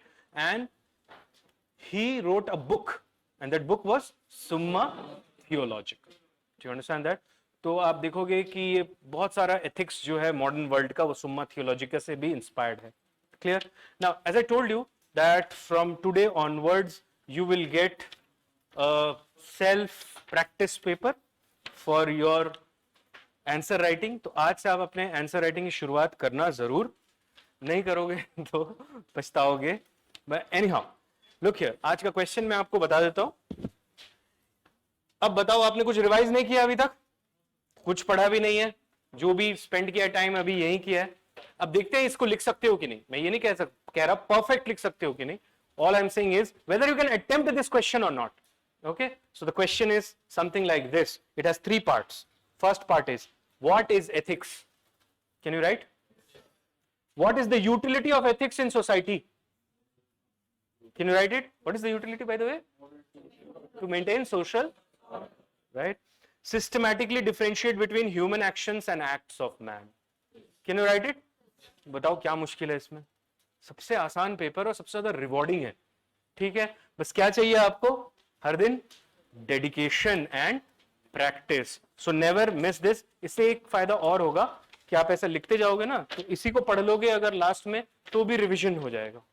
ठीक है, और कोशिश करना, 150 वर्ड्स हैं, 10 मार्क्स हैं, तो लोग ऐसा भी करते हैं. देखो, खासकर मैंने देखा है बहुत सारे एस्पिरेंट्स को कि वो अगर 10 क्वेश्चन लिखना है तो पहला क्वेश्चन आधे घंटे में लिखते हैं, 45 minutes, they take a lot of time, ऐसा लगता है कैलीग्राफी की हुई है। और वही इंसान का ऐसा लगता है 10वां आंसर देखकर कि ये भिमबेटका से आया है, खुदाई में निकला हुआ। Do you understand? So you have to maintain that thing. Use some diagrams, some boxes, some flow charts that will enhance the presentation of your answer. Not only the structure matters but also the presentation. ये question बहुत आसान है, इसमें 3 part हैं, तो आपका introduction, body और conclusion लिखना बहुत आसान है, clear. But those questions which will, अब क्वेश्चन ये पहली क्लास है बल्कि थोड़ा आसान क्वेश्चन है, हम धीरे धीरे जैसे बढ़ेंगे तो क्वेश्चन का लेवल भी बढ़ेगा। But do you promise me that you will do this? Yes. Promise it to yourself, okay, and do it.